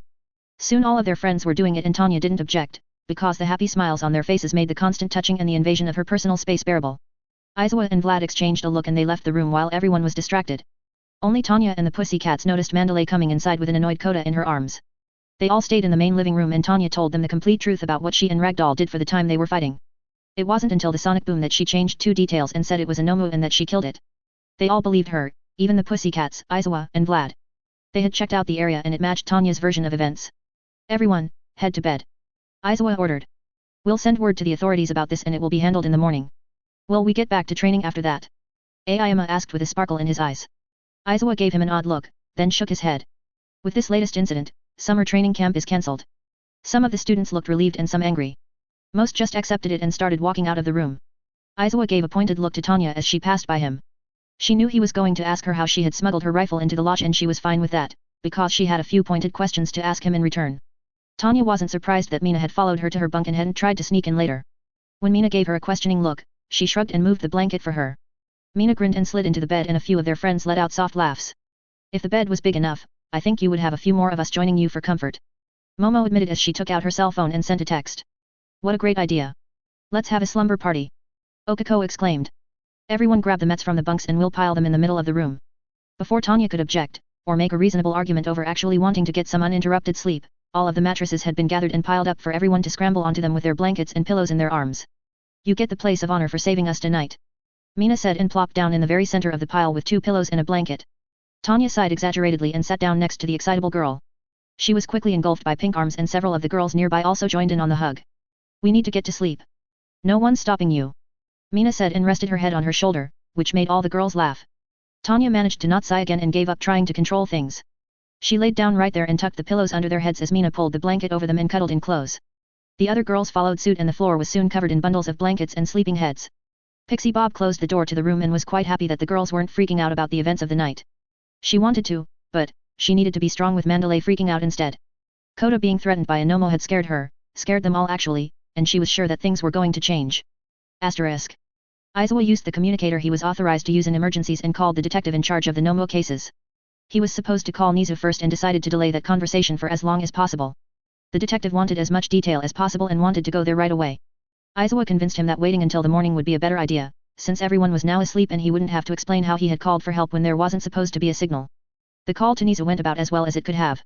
The yells and squeaks were pronounced and Aizawa was sure that his ears would be ringing for quite some time, because the little creature was upset that he hadn't called immediately, even though he couldn't have with all the witnesses. His argument about no one being able to reach them until well after it was already over, was ignored as unimportant. Aizawa went to bed with Tanya's words in his mind. He had to agree that Nizu was arrogant enough to ignore human ideas if they didn't mesh with his own. He rolled over in bed and found that his head was becoming full with excuses and explanations that he could use to discourage Tanya from asking him too many questions. He was sure it wasn't going to work, the same as her making an excuse about her rifle. He wouldn't settle for anything less than the truth and he suspected that neither would she. He would have admired the trait if he wasn't going to be subjected to it. Asterisk. The morning came and the forest lodge was besieged by numerous police officers taking statements and examining evidence. The biggest piece being the Nomu that was laying in a large crater in front of the lodge. They weren't even trying to downplay how dangerous the thing was, considering the size of the crater and the devastation it had left behind. The students fully cooperated and Tanya gave the exact same story she had the night before. Since she didn't lie until the very end when she said she had killed the creature, it all rang true. Then again, she had reasoned within her mind that she had called Izuku and he dealt with it, so technically she was responsible for its death. When questioned by the detective directly, he couldn't quite tell if she was lying about that part, despite his quirk, lie detection. He knew she wasn't telling the whole truth, but, without any counter-evidence, he couldn't push her with so many other witnesses around. They would clam up and not answer any questions at all if he did that. Aizawa gave his statement to the detective as well and it corroborated the other versions he had heard. The detective knew Aizawa was a little nervous about something and also couldn't call him out on it with witnesses around. He instead indicated going inside a car to talk. Aizawa shook his head slightly and motioned to the group of students without saying anything. The morning was interrupted when a large tour bus drove up the access road and came to a stop. Momo waved to the bus and walked over to the front of the group of students. Everyone in Class 1A that decided to go, our ride is here to take us to the onsen. Yes. Half of the students yelled before most of them ran inside the lodge to finish gathering up their things. Only Momo and Tanya walked at a normal pace. You're going to an onsen? Setsuna from the Class 1B girls asked. Yes, we arranged it weeks ago for after the training camp. Since the camp is cancelled, we're going early. Momo said. At the time we expected to need to recover, now we need to recover and relax. I wish we could go with you. Itsuka the redhead said, sadly. Momo stopped walking and touched her hand briefly. It's been booked up for weeks. If anyone cancels, I can send a text. Itsuka sighed. There's not much chance of that. I know. I'm sorry. Momo said and went into the lodge behind Tanya. It's too bad we couldn't kick the boys out and take all the girls instead. Tanya said with a smile. Izuku as well? Momo asked, teasingly. I said boys, not men. Tanya countered and her smile grew. Momo laughed softly. He's meeting us there, isn't he? Him and his mother. Tanya said and tapped her earpiece. Like you, we are not limited by civilian communications. Momo nodded and they went to their individual bunks to pack up. No one questioned why Tanya had 2 extra bags that she didn't have before. It's terrible that they confiscated your rifle. Mina said and picked up her own bag. I expected it, since I used it in defense of others and that thing ended up being killed. Tanya said and hefted her extra bags over her shoulders. Psu?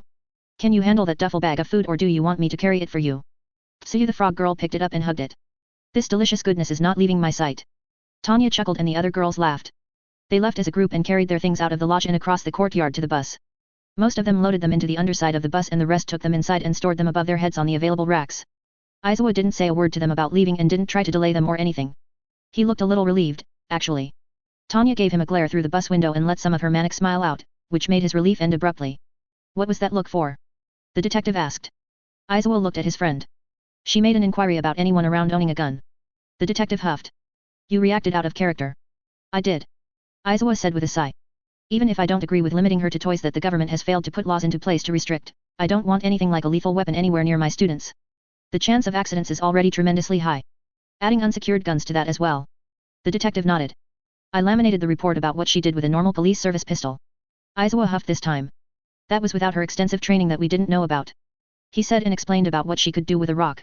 The dent in the gong was a foot wide. Ricochet? The detective asked. No, it was angled or banked. Aizawa said. I think she curved it to hit the target, like a homing shot. The detective gave him a surprised look. If that's true. When she gets her hands on a real weapon, she's going to become a very dangerous individual. The detective took out the stack of reports he had gathered from the officers. If she can do this kind of damage with just pewter pellets, the things she could do with bullets is mind-boggling. I know. Aizawa said in a whisper. I know. Asterisk. This is going to be so much fun. Inko said with a giggle as she and Izuku rode the bus to MT Fuji. I'm sorry about the last-minute packing. Izuku said and put an arm over her shoulders. Tanya only found out last night that the camp was cancelled. It's fine. I had almost everything ready anyway. Inko said, happily.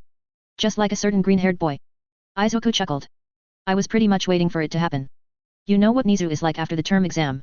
He likes to change plans constantly and doesn't account for things he deems unimportant. Inko nodded. I'm really glad you had us make all that food for Portsu. She could have starved without getting what she needed to eat. I also delivered Tanya's extra equipment. Izuku said. How was she supposed to train without it? Inko took the hand of the arm draped over her shoulder and held it. I'm glad you are watching over her, even when you are supposed to be asleep in bed, young man. Izuku laughed. I would be just as worried about you when you're away from me. You know that. Inko blushed and leaned into his muscled side. She would never admit that she really liked how comfortable it felt. You're such a good boy. You taught me well.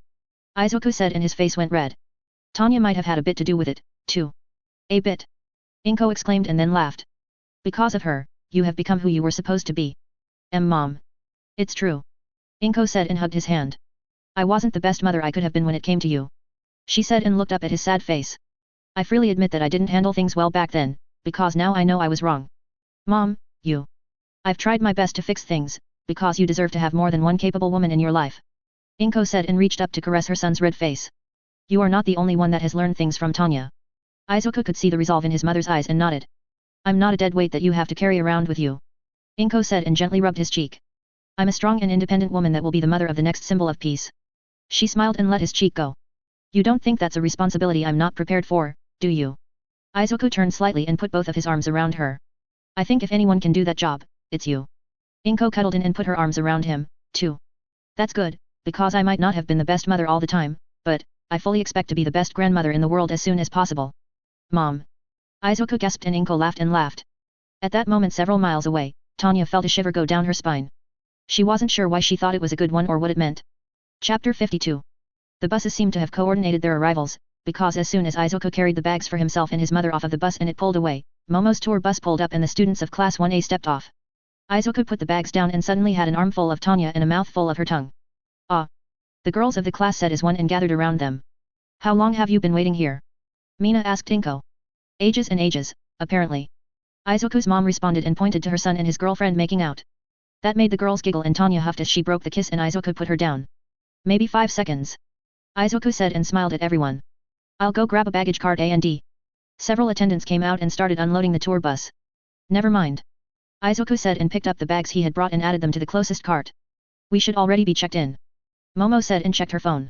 Yes, we're going right to our rooms in the East Wing. The only two people not confused by that were Tanya and Izuku. It faces the mountain and has the best view. Momo added and her friends cheered. She blushed as the girls gave her hugs and then everyone followed the attendants and their bags inside. They were soon settled in their rooms and their real summer vacation began. It was the best time that most of them had ever had, even Momo. She got to share her off-school time with actual friends that weren't friends with her because she was rich or popular. They were friends because they were friends. She wouldn't find out until later that she and Tanya were actually in almost the same situation, which would endear her even more towards the shorter girl. The separate baths, professional laundry services, multiple hot springs, and good friends, made for great times to be had by all. The food was also to die for, because the professional chefs outdid themselves to serve the best meals as they could for a reasonable price. Sue was the only one that could have been left out of that, if she didn't have all of the food that Izuku and Inko had given her.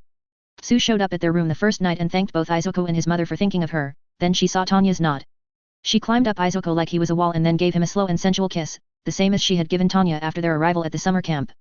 Wow! Izuku whispered when it ended. Thank you, Sue. Why you welcome. Sue said and blushed deeply as she let him go and dropped to the floor. GG good night. Good night. Izuku, Inko, and Tanya said and all three had warm smiles for her. Sue left with a huge smile on her face. Inko waited for only a few seconds before turning to her son and Tanya. Do I want to know what just happened? It started out as kind of an inside joke when Izuku was being nice and she wanted to thank him for the food you two made during that first meeting at the beach. Tanya chuckled. I said she had to kiss me if she wanted to kiss Izuku. Inko looked from her to Izuku. She can't kiss one without kissing the other. It kind of set a precedent. Izuku said. Now if they do anything to me or Tanya, they assume it gives them permission to let them do the same with the other one. Inko got it right away. Sue already kissed Tanya for bringing the food to camp and not her clothes. Izuku nodded and gave Inko a hug. We can't really go back on our word without making them feel bad about it. Disappointing them, you mean? Tanya said with a grin. That, too. Izuku said and let his mother go. I shouldn't be worried about it, should I? Inko asked. No, we've got this handled. Tanya said as a knock came on the door.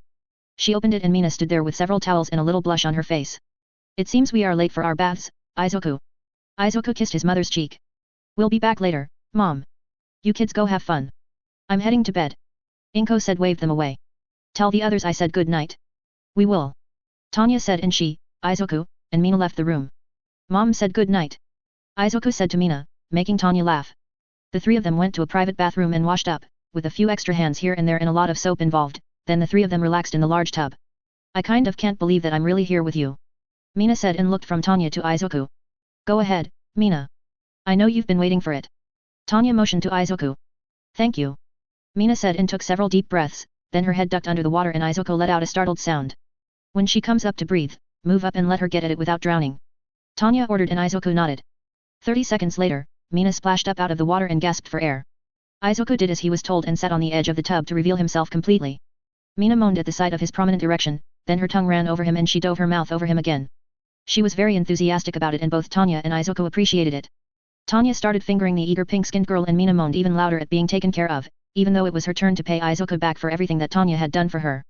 When she came, her moan was pretty loud and she gushed a bit. I think you need a bit more incentive. Tanya said and moved over between Mina and Izuku, then Izuku picked her up and set her right down on his raging hard-on. She moaned at him being forceful and Mina didn't hesitate at all as she started licking the both of them where they were joined. So, good. Izuku said and moved in and out as he was stimulated a lot more than he usually was.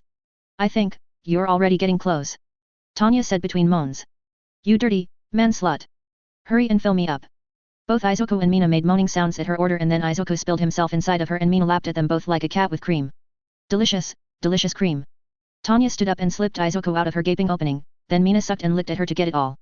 When she wasn't dripping anymore, Tanya stepped aside and Mina sucked Izuku off to clean him up, too. Things kind of got out of hand after that. Asterisk. When did we get back to my room? Mina asked when she woke up the next morning. She was wedged pretty tightly between Tanya and Izuku. Or she thought she was. It's not your room. Tsu's muffled voice said from under the blanket. More tongue. Tanya said and then moaned. Yeah, right there. T.S. Tsu. Mina gasped and tossed off the blanket. To her surprise, Tsu had her tongue wrapped around Izuku's member and also had the end buried between Tanya's legs.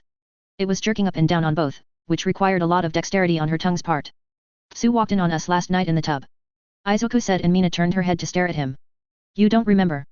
I was pretty out of it from how many orgasms you two gave me. Mina admitted with a blush. Tanya laughed softly and then moaned. Tsu, you really know what you are doing. I've been, masturbating with it, for a while. Tsu said, unabashedly. I would, too. Tanya and Izuku said together, then they both laughed. Mina didn't try to get out of the bed, even though she and Tsu weren't that close. She was kind of caught up in watching the frog girl's talent with her tongue, mainly because it wasn't touching her while it was doing nasty things to the two people on either side of her. I'm close. Izuku said and Tsu sped up her tongue's movements, then slipped the tip of him into her mouth as Izuku moaned loudly and came pretty hard for her. Tanya came right after that and the two of them laid back. Well done, Tsu. Well done. Thanks. Tsu said and pulled her soaked tongue out of Tanya and slid it back across Izuku's member as she retracted it. Wow. Izuku exclaimed and then moaned as the tongue finished unwrapping from his erection and coated him with Tanya's juices. Go ahead, Tsu. You've earned it. Tanya said. Thank you. Tsu said and climbed up onto Izuku. She looked deep into his eyes as she positioned herself over him, then she slid him inside and all the way in. They both moaned lewdly and then started kissing as Tsu rocked her hips. I wish I had that kind of dexterity. Tanya said and sat up to watch them. It gave Mina enough room to move out from between her and Izuku and she did so. I didn't do anything with Tsu, did I? No, you were pretty much done when Tsu caught us. Tanya said. Tsu, use your tongue on Izuku's ass. Tsu gave her a pointed look and then looked at Izuku. She saw his pleasure-filled face and decided that she could take the taste if he looked even better if she did lick him there. Her tongue slid out of her mouth and over her shoulder, then down between her legs. How can she do that without looking? Mina asked, fascinated. She has a sensory organ on the tip of her tongue. Tanya said and then grinned when Izuku moaned and cried out with pleasure as he came. Tsu cried out with pleasure as well, then she did something she had never done before. She pushed with her tongue into a place that she never thought she would ever push it. To her surprise, it was clean and she didn't taste what she had expected. The look on Izuku's face would have been worth it if it had tasted disgusting. Is that cherry flavor? Tsu asked. It's a loop cream. Tanya said and both Mina and Tsu gave her startled looks. Izuku is completely mine and my partner in all things. Oh. Oh, my. Mina whispered as she blushed. She wasn't sure why she was embarrassed to know that Tanya had explored Izuku's body completely. It just seemed indecent or something. It was quite confusing for her, because she saw Izuku as a big strong man and the thought that he would let anyone near there, well, that made her blush harder. Tsu on the other hand, seemed to take that as encouragement. I thought, you were wonderful before. She moaned and panted as her hips continued to rock on his erection that wasn't going down, despite him coming a few times already. Then you, do that, for Tanya. You're perfect. Izuku moaned loudly as her tongue licked him in places he didn't think a tongue could reach, let alone make him feel so good. Psu. I'm gonna. Psu slammed her hips down and jammed her tongue right into Izuku's sensitive spot. Oh. They both yelled and came at the same time. They both spurted out their pleasure and their bodies trembled as they felt the aftershocks from coming so hard that they almost passed out. Yes, I definitely wish I could be that dexterous. Tanya said and leaned over to kiss Izuku and then kissed Psu. Both moaned as she did so, then they pulled her in to hug her. Thank you. Psu and Izuku said together. Mina definitely felt like a fourth wheel now. Better go. She said and started to get out of the bed. She felt a hand grab her hand and held it, so she turned back to see Psu's face. You're not being replaced. Tanya said. Psu was just really curious about what she had seen us do to you. Mina blushed and sat back down. So, this was, what? A test run. It was a mutual thank you. Psu and Izuku said and smiled at each other. We're probably going to do this again, just because it was so much fun. Tanya said and Psu let out a happy sound. My Izuku has needs and I know I can't provide for all of them. You, too. Izuku said and reached out to cup Tanya's face. I don't have some of the parts you enjoy playing with. I think she likes my breasts more than you do. Mina said and laughed. Psu blushed. I've never felt so needed or tended to in my life. Us, too. Izuku and Tanya said. So, You still owe me a good licking. Tanya said with a grin. I doubt I can match Psu's talent. Mina said and didn't comment that Psu's tongue was still buried pretty deep inside Izuku. It's about feelings and intent. Tanya said and pulled Mina close. How did you feel when you snuck into my bunk at the training camp? Mina blushed a little and smiled. Naughty and grateful. Exactly. Tanya said and gave her a soft and tender kiss. We've only had one other girl in our bed and she didn't want anything more than a bit of mutual fun. Psu and Mina exchanged looks and then giggled. Single item girl. I think she would have stored Izuku's penis if her quirk let her. Tanya said. She definitely tried as many times as she could to store it inside of her. Izuku said with a grin. So did I. Mina, Psu, and Tanya said at the same time, then they all laughed. A loud knock came from the door. We're all going to the hot springs. Breakfast first and everyone's meeting there. Momo's voice said through the door. Thanks, Momo. I'll be right there. Psu said before she retracted her tongue from its very warm current location and slid up and off of Izuku at the same time. Baths. Baths. The others agreed and the four friends put on robes and left the room. Chapter 53. Everyone had a great time at the resort for their book time. None of them had ever felt so pampered in their lives and that was an odd feeling for the guys to experience and a wonderful one for the girls. Izuku and Tanya had even taken care of a well-hidden target that they couldn't have gotten access to without coming to the resort, so the pair of them were quite happy. Izuku's mother Inko had the best time of her life, too. She had watched her son carrying on and laughing with his friends and also discreetly witnessed a few of his liaisons with Tanya and with a couple of the other girls. She had taken Izuku's and Tanya's words to heart and didn't worry about it, mainly because she had been young once herself and experimenting was a part of growing up. Inko wasn't best friends with Bakugo's mother for no reason, after all. The thoughts of the things they did always made her a little giddy, so she had a huge smile on her face for the entire time they stayed at the resort. Getting massages and relaxing in the hot springs was just icing on the cake after seeing how happy her son was. It all had to come to an end eventually, so they all packed their things and checked out, climbed onto the tour bus that Momo had arranged, and rode it all the way back home. Unlike every other time they had taken a bus and had met at the school, the bus dropped everyone off at the ends of their streets. Each student thanked Momo for everything as they left the bus with their things. She had a constant blush on her face as they did so, because she wasn't used to having so many friends or feeling happy that each one was giving her attention for who she was and not because she was the daughter of a rich family. It was just coincidence that the final people on the bus were Tanya, Izuku, and his mother. Tanya had chosen to stay at Inko's for a few days, just because Izuku had been at her place for a few days before the trip to the resort. You've been an even greater friend to us for the last 2.5 weeks than we ever could have expected, Momo. Izuku said as he put Tanya's, his, and his mother's bags on the sidewalk. Don't know what you mean. Momo whispered with a huge blush. Tanya chuckled and waved to Inko to get her to go to their apartment and open it up to air it out. Can you give us a few minutes, Mom 3? Inko gave her a knowing smile and gave her a hug as she whispered. Try to not break the poor girl. Tanya gave her a bit of a manic grin. No promises. Inko laughed and carried her purse down the street to their apartment building. Tanya turned to Momo and stepped close as she looked up at the taller girl. Izuku and I are not members of the ignorant masses. Momo's blush didn't fade as she looked into Tanya's eyes. I wasn't trying to hide it. Not intentionally. We know. Izuku said. The others didn't notice because you made sure we all had as much fun as possible and despite thanking you, they can't appreciate exactly what you've done for them. Not like we do. Tanya said and floated up enough to put her face at the same height as Momo's. Unlike them, we realized right away that the price you charged us for the trip hadn't increased, even though we stayed in the best suites and for 5 days longer than the original trip. It was Nothing. Momo whispered. It was a very nice thing to do for everyone, especially after the attack at camp and you had to rush out of there. Izuku whispered. We wanted to thank you properly for taking care of all of that. Properly? Momo asked and looked from Izuku to Tanya. Thank you. Tanya whispered and moved forward to give Momo a kiss for several seconds.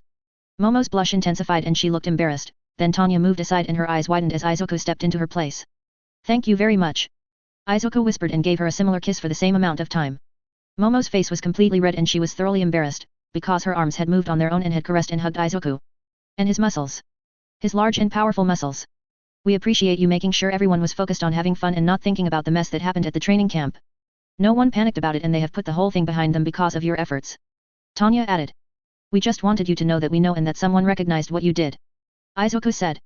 Momo didn't think she could blush any harder and she was wrong. She almost felt faint with so much blood rushing to her face. Relax and breathe, Momo. Tanya whispered and both she and Izuku put an arm around her to hold her steady. We knew you would react strongly. Izuku said and his hand rubbed her back. You both, Momo whispered and took several breaths. Are you, asking me? Tanya gave Izuku a look and he nodded. Would you like to try to date? Izuku asked. Momo couldn't speak and just nodded. We can't promise anything more than that. Your family is going to have certain expectations. Tanya said and Momo nodded again. I won't tell them. You two are a public couple and my family would be vilified if people thought I was trying to break you up. We'll just be hanging out with a close friend. Izuku suggested and Momo smiled. Yes, the three of us being seen together won't be thought of harshly. Momo said as her blush faded. She wasn't sure why she felt more confident and more powerful. Also, nothing might come of it. We could end up as just really good friends and. Izuku and Tanya exchanged knowing looks as Momo went over dozens of scenarios about what could and couldn't happen between them. Izuku had very subtly used his Fajin aura to calm Momo down. And I think I better go. I'll text when I'm free next. Momo said. We eagerly await any word from you. Izuku said and she nodded. Be sure to send along any new designs or ideas. Momo said, confidently. Izuku nodded and let her go as he put an arm around Tanya. The pair watched as Momo climbed back onto the bus and it drove away. Having the Yaeyorozua group backing us, even unofficially, would be a huge help. Tanya said. You saw how shy she was when we thanked her. Izuku said. She was almost as bad as I was before I met you. Tanya chuckled. I don't think anyone was ever that shy, Izuku. Izuku barked a laugh and he let her go before he picked up all the bags and they went to Inko's apartment to unpack and wash up. They had a meal to cook before they started checking out the backdoor network that Izuku had uncovered for Tanya. She hadn't properly thanked him for that and she whispered something to him when she held the front door open for him. Izuku blushed and nodded as he passed her. It was going to be an interesting night for the both of them. Asterisk. The rest of summer vacation was normal for everyone except for Tanya and Izuku. With no school to occupy their days, they had plenty of time for researching their targets and setting others up to mitigate the worst plans that had been set in motion to hinder Tanya's plans to become more powerful in the future. There wasn't much they could do with the government regulations and laws that had been passed against underage gun ownership. What they could do was change the restrictions that had been placed covertly by several government agencies working together to ensure that Tanya couldn't buy a gun or have one shipped in. They had found a huge loophole in everything, thanks to their unlimited access to government procedures and their classified documents. There was nothing written officially about blocking Tanya from receiving gifts of guns, bequests from relatives, or just finding them on her own. That gave Tanya and Izuku a huge area to exploit and they would have to use the government's own tricks to hide that loophole from being discovered and having policy enacted to stop it or legislated against.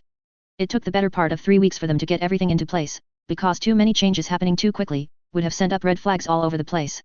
Once they had secured Tanya's loophole, they relaxed from their hidden profession for the first time since discovering the huge conspiracy. They didn't let that distract them from Tanya's true mission, however. Being X's influence on this world. Thanks to Izuku finding that spy during his sweep for disguised government agents, they now knew that other governments were also working against her and ensuring Being X's spread. That meant their operations in Japan were going to have to be either put on hold to go and deal with it or they would have to ignore foreign operations and concentrate solely on the local situation. They couldn't do both. Tanya and Izuku gave each other significant looks and decided, without saying a word, that they would remain local. Their friends and families were here and the priority was to protect them first, then they could deal with the rest of the world. Asterisk. Momo nervously used her cell phone and sent a text. She thought it was innocent enough that it wouldn't catch their attention right away and she would wait for as long as it took for the response. She was wrong in her assumption because her phone immediately beeped at her. We are so glad you are free.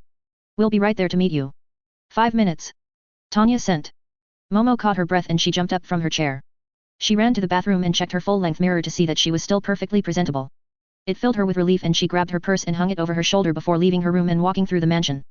Bring the casual car around, please. She said to the butler when she reached the main entryway. Yes, young miss. The butler said and called the garage on the house phone to have their driver do so. Momo nodded at the efficiency. Thank you. The butler looked a little startled at the gratitude. Why you're welcome, young miss. Momo smiled and left the house to wait on the large front porch of the mansion. She remained standing there when the car pulled up and the driver didn't comment about her not getting in right away. He knew she had a reason and he would find out soon enough. Tanya and Izuku flew into view and landed beside a surprised Momo. They quickly unstrapped from each other and Tanya tucked the straps into the pouch on her thigh. Are you allowed to do that? Momo asked and her two friends smiled crookedly at her. I paid Tanya to deliver me to you, so it's all legal. Izuku said. Momo looked from one to the other, then she smiled as well. I've arranged for a more accepted mode of transportation to the mall. Of course. Tanya said and nodded at Izuku. He took the hint and opened the door for the two girls to enter, closed it, and ran around the other side of the car and climbed in himself. The car pulled away from the mansion and drove down the long driveway. I didn't expect such a quick response to my inquiry. Momo said. Tanya put a hand on hers and pet it. We've been waiting for you to contact us for a while. You have? Why? Momo asked and then blushed a little. Forgive my boldness. Tanya chuckled and moved her hand up to slip it over Momo's shoulders. Izuku and I have been busy like crazy with my shipping business, making deliveries, gaining new clients, and a whole bunch of other things. We needed an excuse to take a break. Izuku said and Momo leaned forward slightly to look at him. We can't use ourselves because we both know we'll do what the other wants until it's done. I see. Momo said and leaned back to look at Tanya's face. Am I causing you to be distracted? Yes. Tanya said and smiled. One that we wanted and have been waiting for. Really? Momo asked. I'm not used to being on the other end of that equation. Both Tanya and Izuku chuckled. That's how Tanya felt when we first met. Izuku admitted. I was distracting her and she just couldn't stop herself from being there for me. Momo thought about that and smiled. Are you offering me the same opportunity? We wouldn't be here, otherwise. Tanya said as the car stopped at the mall. Izuku was out and around the car to their door and opened it for them. Thank you. Momo said and stepped out with Tanya right behind her. Driver, you may return home. We could be half an hour or all day. Just call whenever you need me to pick you up, young miss. The driver said. Momo nodded and the car drove off. The three friends entered the mall and Tanya led them to a secluded spot in a little used hallway. Momo glanced around and back at their faces. Why are we here? Privacy. Tanya said and she floated up slightly. I always reward someone for thinking of me first.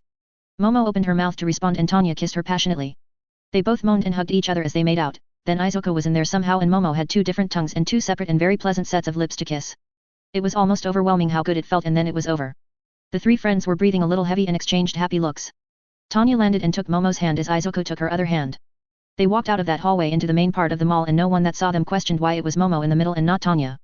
If anyone did ask, they wouldn't have said that it was a date with Momo. That was no one's business but their own. Chapter 54. The trio didn't notice anyone following them, so they had a great time having fun at the mall. Both Tanya and Momo had Izuku blushing pretty hard as they tried on different outfits for him. They were pleased that he was flustered by them and he could only stutter his opinion in return. Both girls felt bolder because of this and did their best to give Izuku a few little thrills as they carried on and pranced around in skimpy clothing in the private changing area. Izuku was a good sport about it and took the teasing in stride until Tanya came out of the booth wearing a peekaboo nightshirt and a pair of high-cut silky boy shorts. She turned around and wiggled her cute little ass at him, which was highlighted perfectly by the red cloth, and clearly showed that she wasn't wearing anything underneath them. Luckily, Tanya had cast a sound-cancelling spell on the door to the booth so that she and Momo could talk without Izuku hearing them, because Izuku's body glowed and they were both suddenly naked as he scooped Tanya up, zoomed into the booth, and slammed his rock-hard erection into her from behind as hard and as fast as he could. Oh! Tanya moaned loudly as Izuku took her right there in the clothing store and he didn't care if anyone saw or heard them, because Momo was still in the booth as well. Tanya's naked front was pressed up against her and Momo stared into her passion-filled eyes while Izuku had his way with the pretty little blonde. The silk camisole Momo had on couldn't stop either her nipples from poking out or Tanya's from poking into her chest. She wasn't sure why seeing Tanya feeling so good was making her horny, then she stopped thinking at all as Tanya kissed her passionately. Less than a minute later, Momo was naked as well and she cried out her pleasure as Tanya sucked on one of her sensitive nipples and Izuku sucked on the other. She was suddenly upside down and had Tanya's tongue buried between her legs and Izuku's dripping erection down her throat. It seemed to go on forever and then her position was reversed. Oh! Momo moaned loudly in an almost identical sound to what Tanya had made earlier. She had never felt so much pleasure in her life and she wasn't sure she could handle it. Just as she had that thought, she was being cuddled and both Tanya and Izuku were taking turns kissing her tenderly as Izuku slowly moved in and out of her. That was the best thing for Momo, because right then she came. It was her very first orgasm and her very loud scream echoed in the changing booth as her body locked up and trembled. It lasted for several seconds and she was panting heavily when it was over. A multiple orgasm for your first time? Tanya asked and kissed her. Well done, Momo. Momo blushed at the praise for coming so hard with Tanya's boyfriend. Let's see if I can top that for you. Tanya said and nodded at Izuku. Izuku picked Momo up and moved to be behind her as he entered her again. He started rocking his hips and kept Momo steady, then Tanya knelt and started licking Momo where they were joined together. Momo cried out and came right away, then she lost all sense of propriety and gripped Tanya's hair and forced her to lick faster. An hour later, Momo was thoroughly pleasured and had successfully proven that her first multiple orgasm had not been a fluke. Her, Tanya, and Izoko were completely covered in her quite tasty fluids, and both Tanya and Izoko were taking their time to slowly lick it all up from her and each other. How are we going to explain this to the store staff? Momo asked and wiggled a little as two tongues caressed her skin with matching strokes. What's to explain? Tanya asked and continued to lick her all over. We just, all over, the mess, Momo said between panting breaths. Her nipples hadn't been this hard and sensitive before, and just a light breath across them gave her tingles and shivers. I'll just give them a bonus after buying everything we tried on. Izoko said, and his tongue licked her near her armpit and the side of her breast. Momo moaned and blushed. We need to go, before we get caught. You're right. We should get dressed. Tanya said, and both she and Izoko gave her one last lick each, across her nipples, and Momo gasped and moaned again. The three of them gathered up their clothes and slowly dressed, because all three of them were sensitive and certain parts had been handled a little more roughly at the start than anyone had intended. Thank you, Momo. Izoko said and gave her a kiss on the cheek. We had a wonderful time on our first date. I don't think we could ever top it. Tanya admitted and kissed her other cheek. You've made quite the impression on us, Momo. Momo opened her mouth to say that she hadn't and looked into their eyes that were full of sincerity. She blushed instead and nodded. Maybe the next time we go clothes shopping, you can do less teasing and more shopping. Izoko said with a happy smile on his face. That's a reluctant suggestion that I had to make. Tanya laughed and gathered up some clothes to hand to him. Make yourself even more useful. Izoko held his arms out and Tanya and Momo piled everything onto him. He didn't complain and kept any further comments to himself as he watched them. He didn't even stop his erection from returning. Down, boy. Tanya whispered and her hand gripped him lightly through his pants. I'm not sorry that you are both so sexy. Izoko said and saw Momo blush again. Tanya shook her head at him and led her two friends to the front counter. She paid with a credit card that was one they had set up using all of the illegal funds they had been pilfering from the government agents working against her and the gangs they had taken out during their internship. Who would have thought that illegal government operations and gangs had so much available cash on hand? Izoko put several high-denomination bills on the counter and apologized for any mess they might find. The woman behind the counter smirked at him and pocketed the money with a nod. The trio left there and went right to the food court. They were surprisingly hungry, especially Momo, and the three sat and chatted about the return to school in a few days and what they would be doing. Considering what had happened, it was all just speculation, since they couldn't really predict what Principal Nizo would come up with for them to tackle next. They finished eating and browsed a few more shops, didn't really buy anything significant, and left them all. Momo called for the driver and Tanya and Izoko rode with her back to her mansion. She seemed pleased with their decision and they arrived and were let out near the front of the mansion. I know we already thanked you for the date, but we didn't want to end it there. Izoko said. It didn't seem right to not finish out what we started. Tanya said and took Momo's hand and Izoko took the other. We had to see you properly home and to make sure you were safe. Momo blushed a little and smiled. Thank you. Tanya gave her a quick kiss on the lips and Izoko did it next. Let us know the next time you get some free time. Tanya said and Momo's eyes dropped to Izuku's tent pole. For that or another date, whichever you prefer. I would like both, please. Momo said and her blush was out in full force. Like you said before, I doubt we could top our first date, but it doesn't hurt to try. Izuku said and she nodded. I'm up for it. Tanya chuckled at his pun and took out the set of straps. Hook up. I have to finish your delivery. Izuku quickly strapped her up and himself, then stepped behind her and hooked on. You really do practice that a lot. Momo said at the smooth motions. It definitely comes in handy. Tanya said and lifted herself and Izuku into the air. See you in school. Izuku said and waved. I look forward to it. Momo said and waved back as she watched her friends fly off. That was fun. Tanya said as she flew them across the city. It was a hell of a precedent to set for date quality. Izuku said and Tanya laughed. I know I should apologize for setting you off like that. Don't. Izuku said and kissed the back of her head. You knew exactly what you were doing and you gauged my reaction. I didn't realize you were testing me until I had come inside of you the first time. Tanya chuckled. You didn't stop until after the third time. Why would I stop? You were so goddamn sexy. Izuku said. It wasn't until you signaled for me to switch to Momo that I realized she was there. Tanya was quite happy about that. My ass had that much power over you that you didn't notice the half-naked statuesque brunette I was making out with. It is amazingly wonderful to stare at and always has been. Izuku said as they came to a stop in the air and Tanya landed them gently on the front step of the apartment building. That you let me touch you and love you, gives me a huge sense of accomplishment and fulfillment. Tanya couldn't stop a blush from forming. Izuku. I know. You don't have to say anything or explain why you resisted for so long. I completely understand. I always have. Izuku said and unhooked, then took off their straps to hand to her. I am your partner in all things and I am yours. Tanya's blush faded as she nodded. We better get inside before Inko decides to send out a search party for us. We've been gone for hours.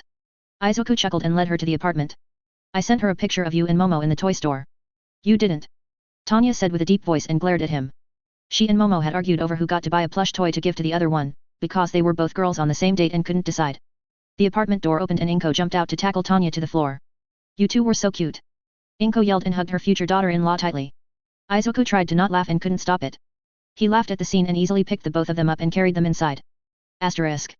No one expected that UA Principal Nizu would change the high school into a boarding school.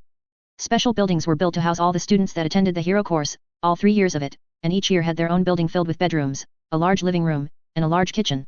A lot of the parents were not happy, especially Inko and Miss Jasuna. Letting their children live on their own was a huge step to take and they would lose all of the family time they would normally get during the evenings. Inko cried for 3 days and was very tempted to pull Izuku from the school for the principal making such unreasonable requests of the students. Principal Nizu himself explained that there was a traitor within their school that was feeding information to the villains, because there was no other way for them to know where the training camp was. He also explained that the conversion to a boarding school was not only to keep the students safe, it was to keep an eye on the supposed traitor in their ranks.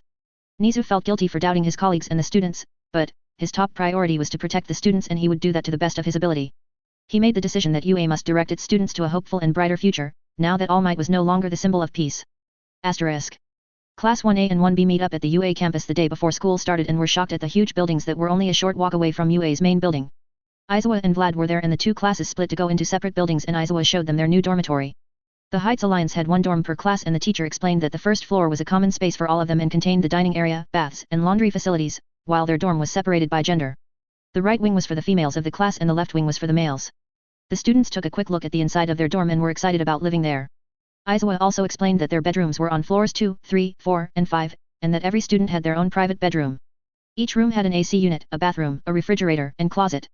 The teacher gave them a map of their room allocations and ended the tour by telling the students to spend the rest of the day unpacking and organizing their rooms. He wouldn't explain the operations of their new living arrangements until the next day during homeroom class. Asterisk. This place is great. Mina exclaimed and jumped onto the couch after putting her things in her room. It's definitely going to be a change. Izuku said and sat next to her. Ah, don't worry. You can lean on me if you get homesick. Mina said and leaned against him. He was referring to his mother, actually. Tanya said and sat down on Izuku's lap and put her legs over Mina's lap. We had to promise to text her every night and to visit on the weekends when we're allowed to. Really? Why? Toru asked and sat on the other side of Izuku. My parents were a little glad to see me out of the house. Izuku chuckled. Ignoring the pun, Mom was going to withdraw me from UA when Nizu made the announcement of changing to a boarding school. All of the girls gasped and the guys looked shocked, except for Bakugo. He just nodded. Yeah, that was my reaction, too. Izuku said and hugged Tanya. It took us until this morning to convince her to let me live here. Dude, that sucks and wouldn't be very manly if you weren't here. Kirishima said. My mom was almost the same. Bakugo said. Izuku nodded this time. Yeah, she's just as protective of you as Mom is for me. She also has a wicked temper and I can just imagine how she reacted when Aizawa showed up to tell her she had to give you up for the rest of the school year. Tanya said with a grin. Bakugo barked a laugh. Ha. She almost blew his face off before Dad stopped her. I knew it. Tanya said and cuddled Izuku. I bet Inko told her what we promised. Bakugo took out his cell phone and showed the text he sent to his mother. Pictures, too. We're going to have to do that, too. Izuku said, almost panicking. Tanya took out her cell phone and held it up to take a selfie. Group shot. Mina yelled and suddenly the couch was filled with friends pressed in close and Tanya took the picture. Tanya checked it and nodded. I got you all. Send it. Izuku said with a smile. She'll love it. Send it to all of us. Momo suggested. That's a great shot. Yeah, that's totally going to be my background pic. Jiro said. Everyone's phones beeped and they all smiled at the great photo. It was moments like those that meant the most in someone's life. Chapter 55.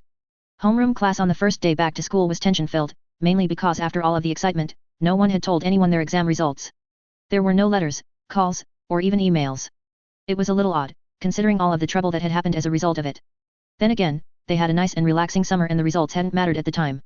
The best part about seeing everyone again, was that things weren't awkward or weird between the students that had a bit more fun with each other during the summer. They were all friends and none of them let what happened get in the way of that. Settle down. Aizawa said as he entered the classroom and he was only slightly surprised to see that they were all already in their seats. I'll wait to explain the living arrangements until after I tell you all the exam results. The whole room tensed up to listen to what he said. You all passed, Aizawa said without inflection and paused. Nearly everyone started to cheer, except for 2 students. Except for Izuku Midoriya. Aizawa finished. No. All the girls yelled, except Tanya. We don't have to ask why, do we? Tanya asked him. Aizawa sat at his desk. He failed the practical part of the exam and received 0 points. What? How? He beat All Might. Mina exclaimed. The whole point was to be tested by facing your fears. Izuku said. They believe I failed, because I reacted with anger and lost control in their eyes. Fucking idiots. Tanya said and took out her phone. If Izuku lost control, they would all be dead.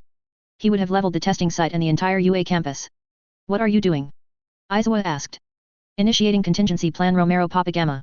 Tanya said and sent the command. You need to explain. Izuku has just filed a complaint with the school board and the government against Nizu and the teachers here for bias and unfair standards for the new symbol of peace, with accompanying footage. Tanya said and her phone beeped. I wonder if any of you will still have a job by the end of the day. Izuku usually never reacted to things like that and his hand seemed to move on its own as his capture cloth snapped across the classroom to grab Tanya's phone.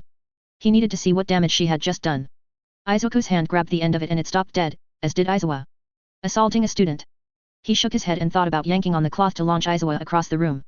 His fist glowed with anticipation. Izuku. Tanya said and Izuku nodded as he changed tactics. Izuku suddenly felt very weak and tired and he didn't know why. You were our favorite teacher. Pragmatic, stern, and only gave us the essentials and had us learn the rest on our own. That was perfect for our personalities. Tanya said. Trying to strike against us? That was a mistake. A very big mistake. What are you doing to me? I'm absorbing all of your kinetic energy. Izuku said. After talking to Tanya in depth about it and doing a few experiments, I realized I can absorb all potential energy around me and not just an object's movement potential. He gave Izuku a slightly manic smile. Like stop the electric current in a person's nervous system, and even in their brain. Izuku tried to fight against his paralysis and he couldn't even blink his eyes. Nighty-night. Izuku said as Izuku fell unconscious and his head dropped to the desk. Oh, wow. Mina whispered into the silence that had fallen in the room. Izuku, you could. Yes, I can. Izuku said and let the capture cloth go as he turned to smile at her. The best part about it is that I can also do the opposite. What do you mean? Mina asked. Izuku held a hand out to her. Mina didn't even think about it as she immediately took it. She fully trusted him and felt warm inside at his happy smile. A second later, the world seemed to make a whole lot more sense and her eyes went to Izuku's happy face and their eyes locked in an intense gaze. I want in. Mina whispered. Whatever I can do to help and support you, I'll do it. Tanya and Izuku exchanged quick looks and then gave Mina matching smiles. Thank you. Izuku whispered and Mina beamed a smile at him. The others in the class looked slightly confused at the exchange. What did you do to her? Bakugo asked. It was Tanya's idea, actually. Izuku said and let Mina's hand go. It's staying. Mina gasped. That's because I unlocked the potential energy in your head. Izuku said and held a hand out to Bakugo.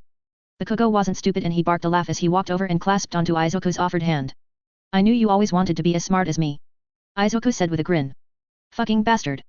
Bakugo grinned back and then froze still as Izuku's power worked through his brain and made thousands of potential neural connections, which continued on and made millions more. Holy fugue. Isn't it a rush? Tanya asked with a manic grin on her face. It only worked a little bit on me and it still felt like the world just cracked open and became something new. Bakugo stood there and held on for several minutes, cursing under his breath the whole time. That's got it. Izuku said and let his hand go. How do you feel? Bakugo shivered for a moment and then let his own manic grin show on his face. Like I could blow up the whole fucking world. The other students in the class were shocked by that admission. When were you going to tell me? Bakugo asked. When we started the training we were supposed to get at summer camp. Tanya said. It wouldn't have worked for you before now. Yeah, I get it. Bakugo said and punched Izuku's shoulder. Thanks for not making me an even bigger idiot than I was when we were kids. Izuku laughed. It wasn't possible for anyone to be a bigger one. Asshole. Bakugo laughed as well and sat down. What just happened? Momo asked. Do you want to try it and find out? Tanya asked. I should warn you, though. If you're already incredibly smart, it won't do much. Hey. Mina and Bakugo shouted. I didn't say you weren't smart, because you know you are. I said incredibly smart, as in the same level as myself, Izuku, and Momo. Oh, that's okay then. Mina said and smiled. I'm as smart as Momo now. That's awesome. How many acid compounds can you imagine making now? Izuku asked. 37 as a base and 160 with changes in viscosity, temperature, air reactions when produced, and material reactions when in contact with any surface. Mina said and then gasped. I really am as smart as Momo. Momo took Mina's words at face value and walked over to take Izuku's hand. She sucked in a sharp breath and her eyes almost lit up as Izuku's power worked through her well-established neural network. Izuku. Tanya asked. She hasn't tapped into her imagination very much and focused exclusively on physical sciences. Izuku said. What does that mean? Tsu, the frog girl, asked. He's bridging her analytical mind to her creativity. Tanya explained. It might take a while. Another 4 minutes and 15 seconds. Mina and Bakugo said at the same time. They looked at each other and squinted their eyes. Jinx. They said and locked eyes. Double jinx. Tanya slapped the top of her desk and made a bang sound to break the stalemate. You're both smart enough to continue that on forever without topping each other. That's true. Bakugo said and crossed his arms. I just realized I can detect lies reliably now. It was iffy before. This is going to be so great. Mina said and gave Tanya a pointed look. Is that why you and Izuku always seem to know what was going on?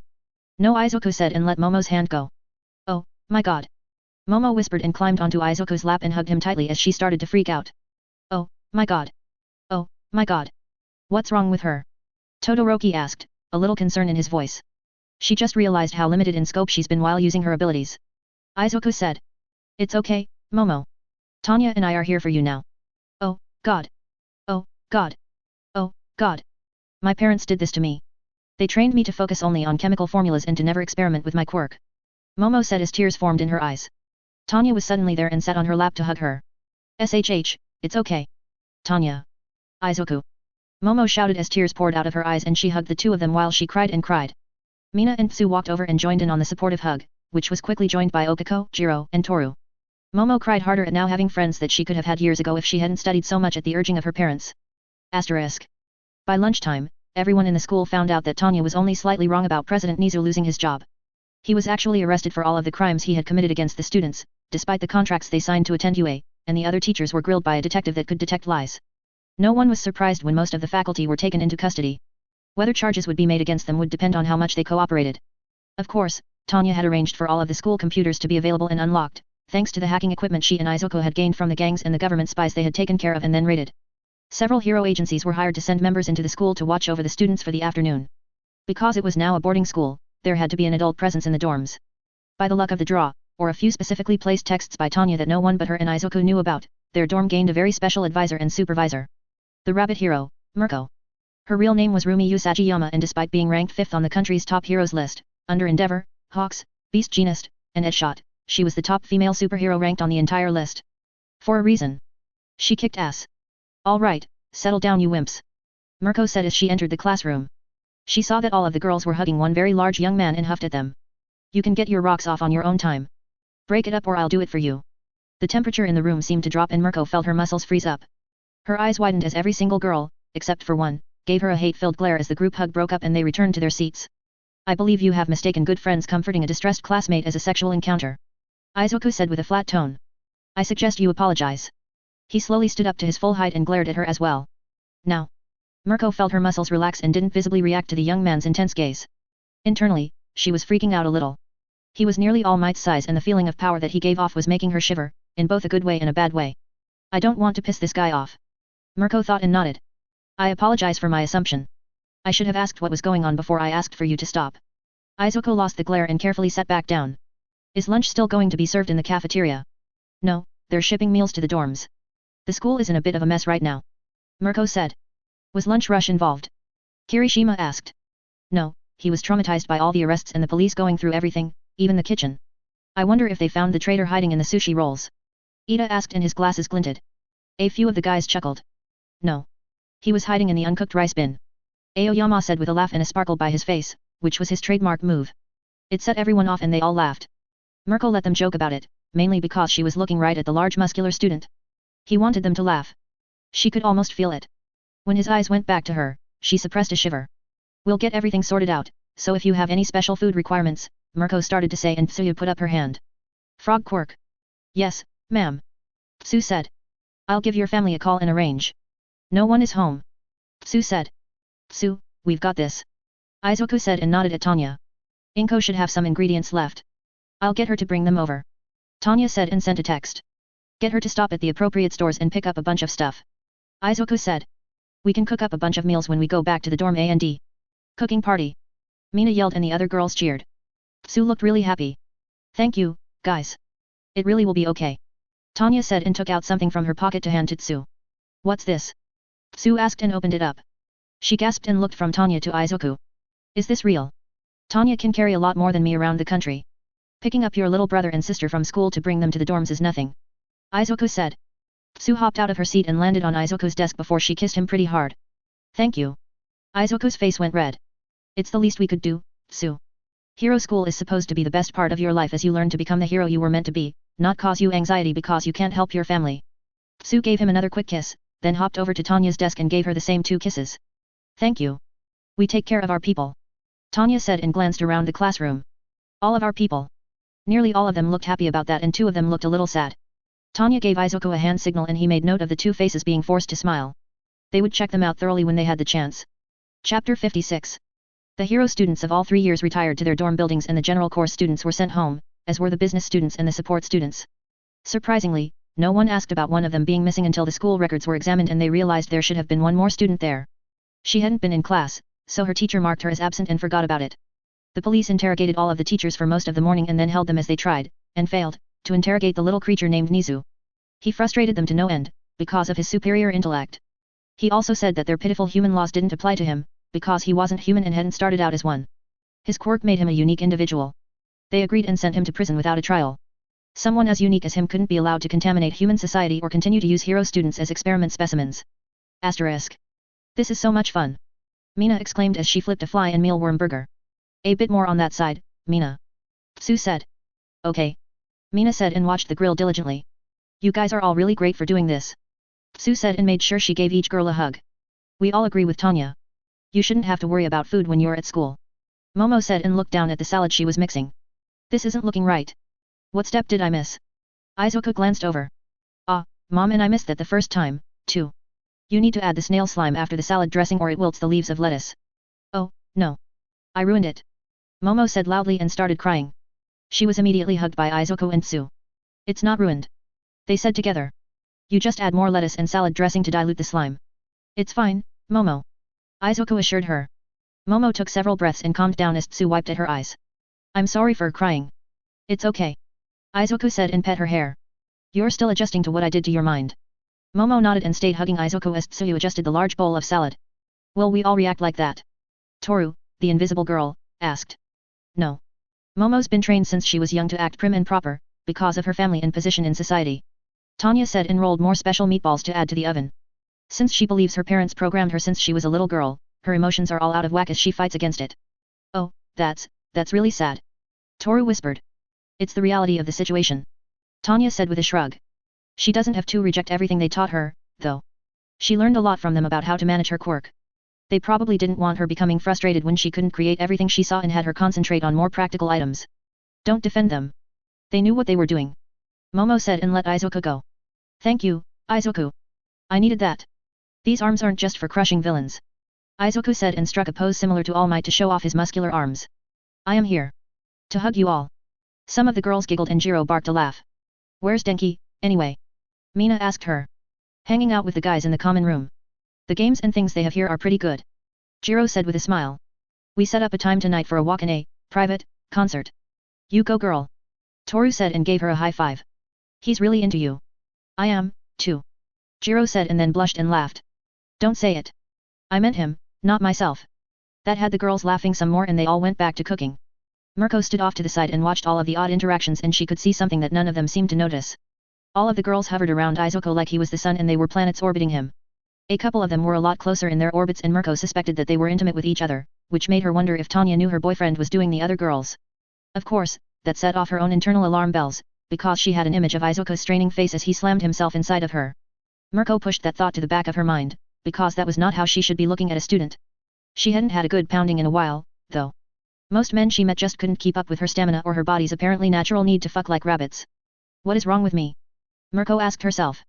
Izuku Midoriya is a very scary individual. She thought. And powerful. Very powerful. That was understandable, considering they were calling him the next symbol of peace. Mirko stayed there for the entire cooking session and she didn't have to get after them to clean the place up or to decontaminate the counter areas where they had prepped the frog girls' special dietary foods. I think being a dorm monitor here is going to be a lot easier than I thought it was going to be. Mirko thought and followed the girls and Izuku to the common room where they separated, for the most part, and spent time with the boys of the class.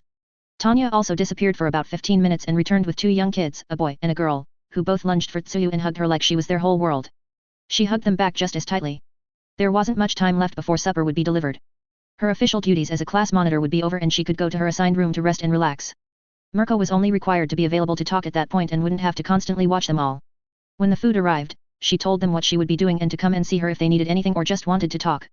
She took her own meal from the delivery and started to leave the dining area. You don't have to run off as soon as you have to. Izuku said and the girls nodded while the boys looked curious.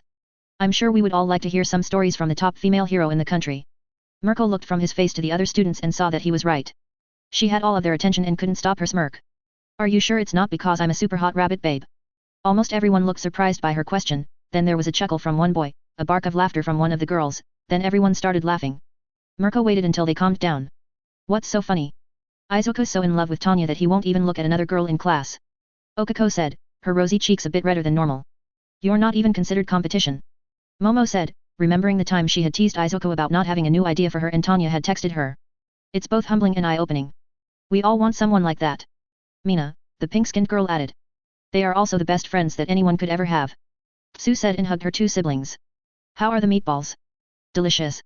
The younger frog girl said and a long tongue swiped around her mouth and licked off the sauce that had splashed there. Auntie Tanya made them, so you'll have to thank her for that later. Sue said. Okay. She shouted and the young boy just nodded. Mirko considered what she just heard and felt diminished a little. She wasn't sure why, because she was a strong hero and kicked ass practically every day. When she entered a room, everyone noticed her. It was why she had made her costume so colorful and eye-catching. All eyes should be on her, because it gave her confidence and proved that she hadn't wasted her time in training her body to become the perfect mix of muscles and sexiness. Now that she knew the next symbol of peace was going to ignore her completely because he was in love with his girlfriend, made her a little sad. She didn't like that feeling and she knew it was because it was an irrational one. Her happiness did not depend on someone else.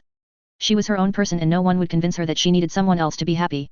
Why was she dismayed about a young man intentionally ignoring her? Please, sit.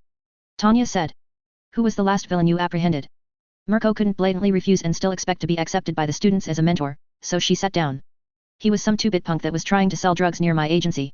I bet you kicked him across the whole district. Kirishima said and raised a fist. That's so manly. Mirko chuckled at his enthusiasm. I left a sizable double footprint on his chest.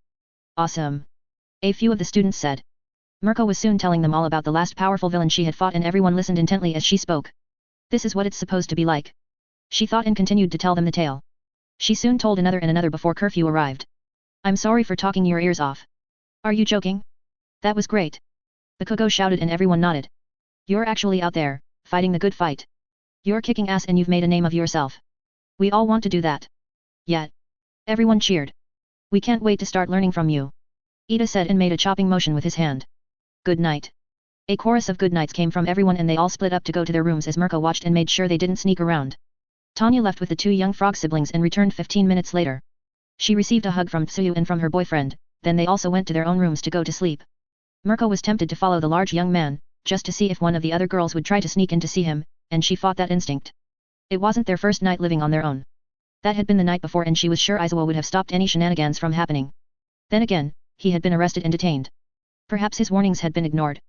Mirko sighed and waited for half an hour before she went to each dorm door and knocked. Her ears let her hear the reactions, so she would know if there were two people inside the single-person rooms. She made an excuse about making sure they were okay after that morning and moved on to the next room. She did not leave Izuku's room for last, even though she wanted to, because he was alone. She had some pointed questions to ask and she was sure that he might get angry at her if he thought she was accusing him of something. She held in her sigh and moved on without asking him anything. Mirko eventually made it back to her room and closed and locked the door. She stripped off to just her panties and climbed into the bed that looked like it hadn't been used, which meant Izuo had been out all night. She relaxed and stared up at the ceiling as she thought about the day.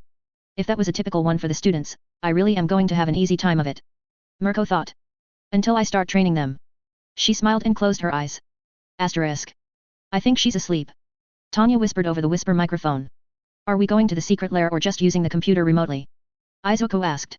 I doubt we'll be leaving on any nightly excursions with those big ears of hers. Tanya said with a soft laugh. I'm starting to regret bringing her in to get the best training. Izuku chuckled. It was a trade-off. Better training for everyone or clandestine operations. With the provisional license exams coming up, there wasn't much choice. I agree. We'll have a lot more wiggle room when we get our licenses. Tanya said and used her cell phone to access their computer back at their hidden base.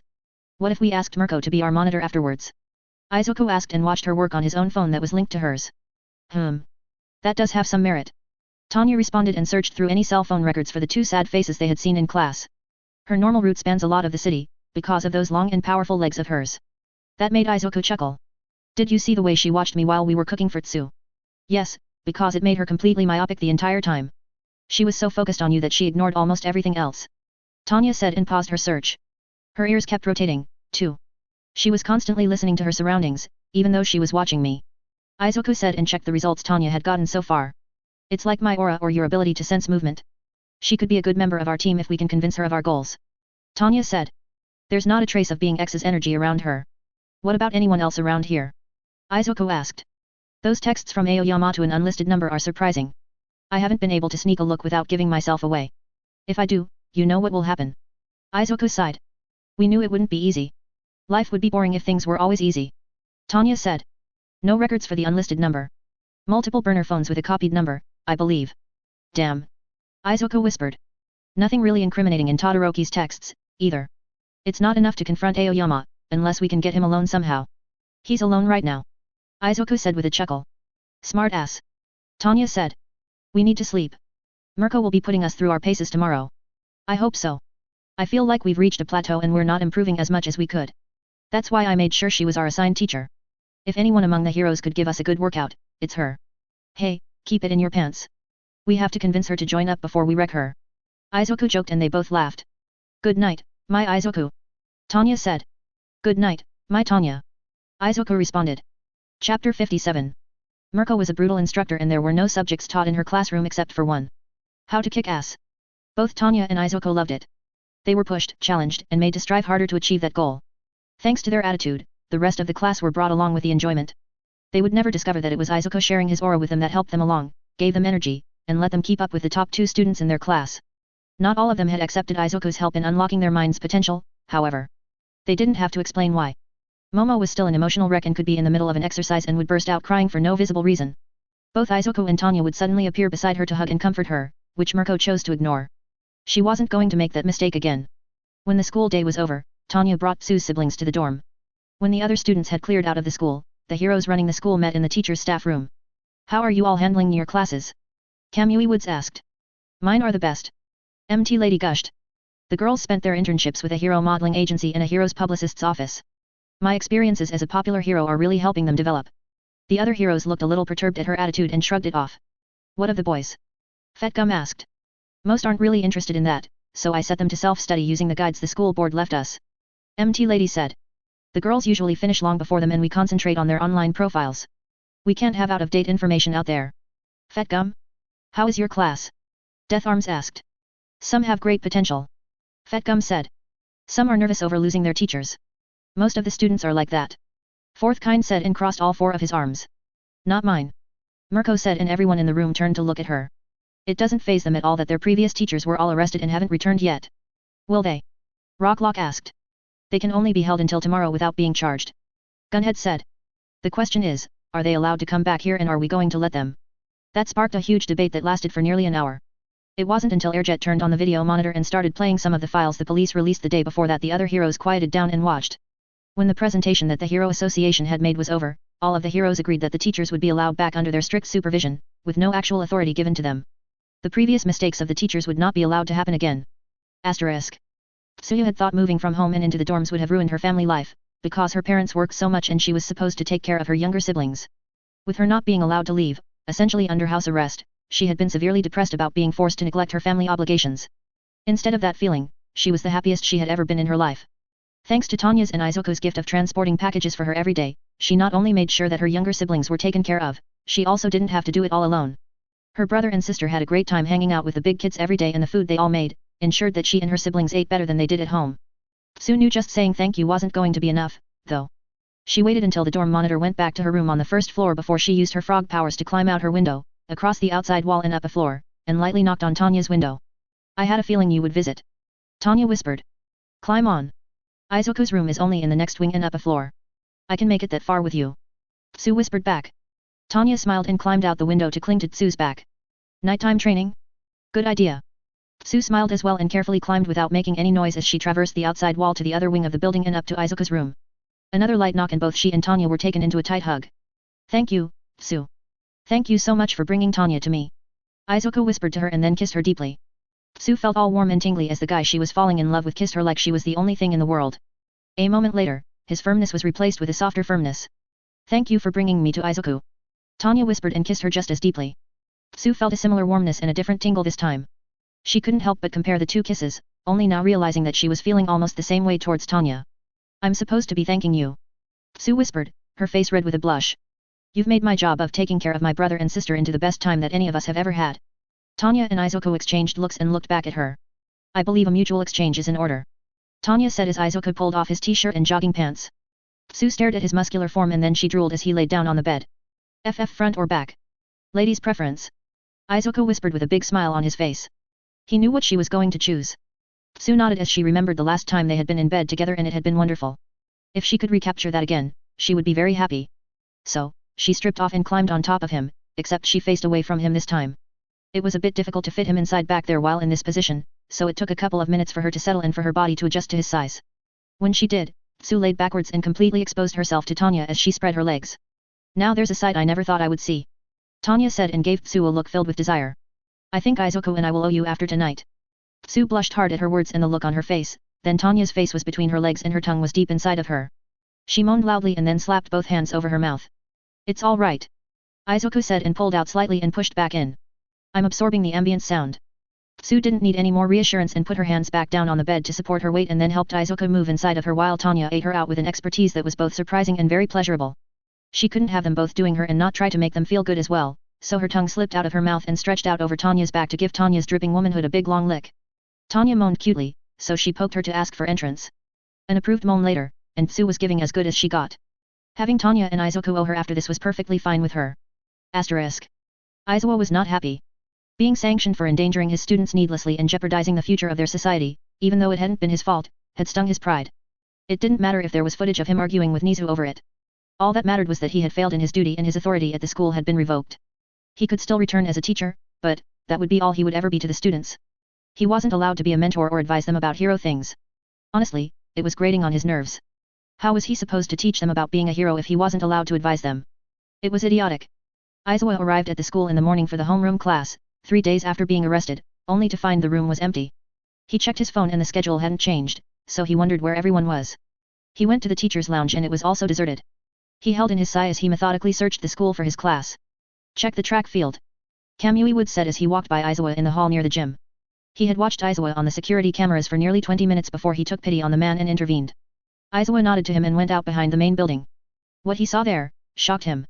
Every single student was fighting as if their lives depended upon it.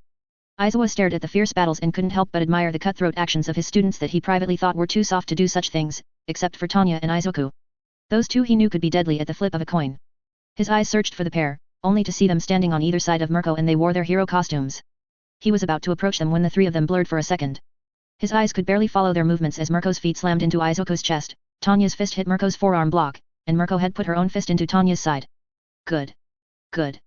Mirko said and the trio stopped moving. I felt you try to absorb my kinetic energy, Izuku. It's why I gave you my armored feet. I could still move my upper body for a split second. She looked at Tanya. You're relying too much on your hand-eye coordination for strikes. You need to punch on instinct and don't telegraph your target. Focus on making it a reaction and it will become much less predictable.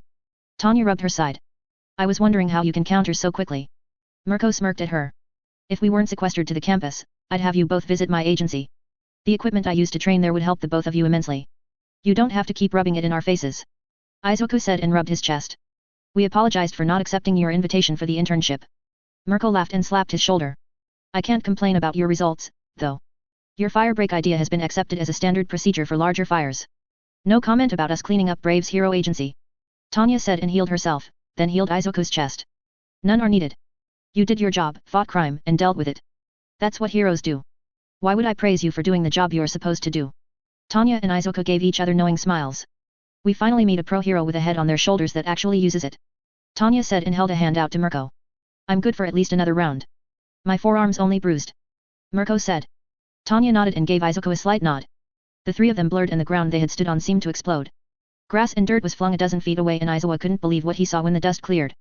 Mirko was on her back, half buried in the ground, with Izuku holding Tanya like a baseball bat and Tanya's head was sunk slightly into Mirko's stomach. Wahahaha. Mirko laughed. I didn't expect that. Izuku picked Tanya up again to stand her on her feet, then he held a hand down for Mirko to grab. The rabbit hero accepted it and popped out of the ground as she hopped to her feet. That was a great improvisation.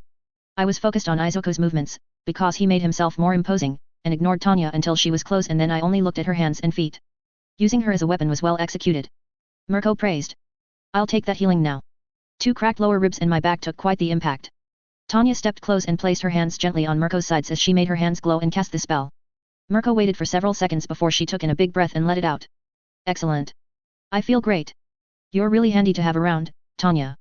So are you. Tanya said and stepped back. Let's check the others and you can give them the same treatment.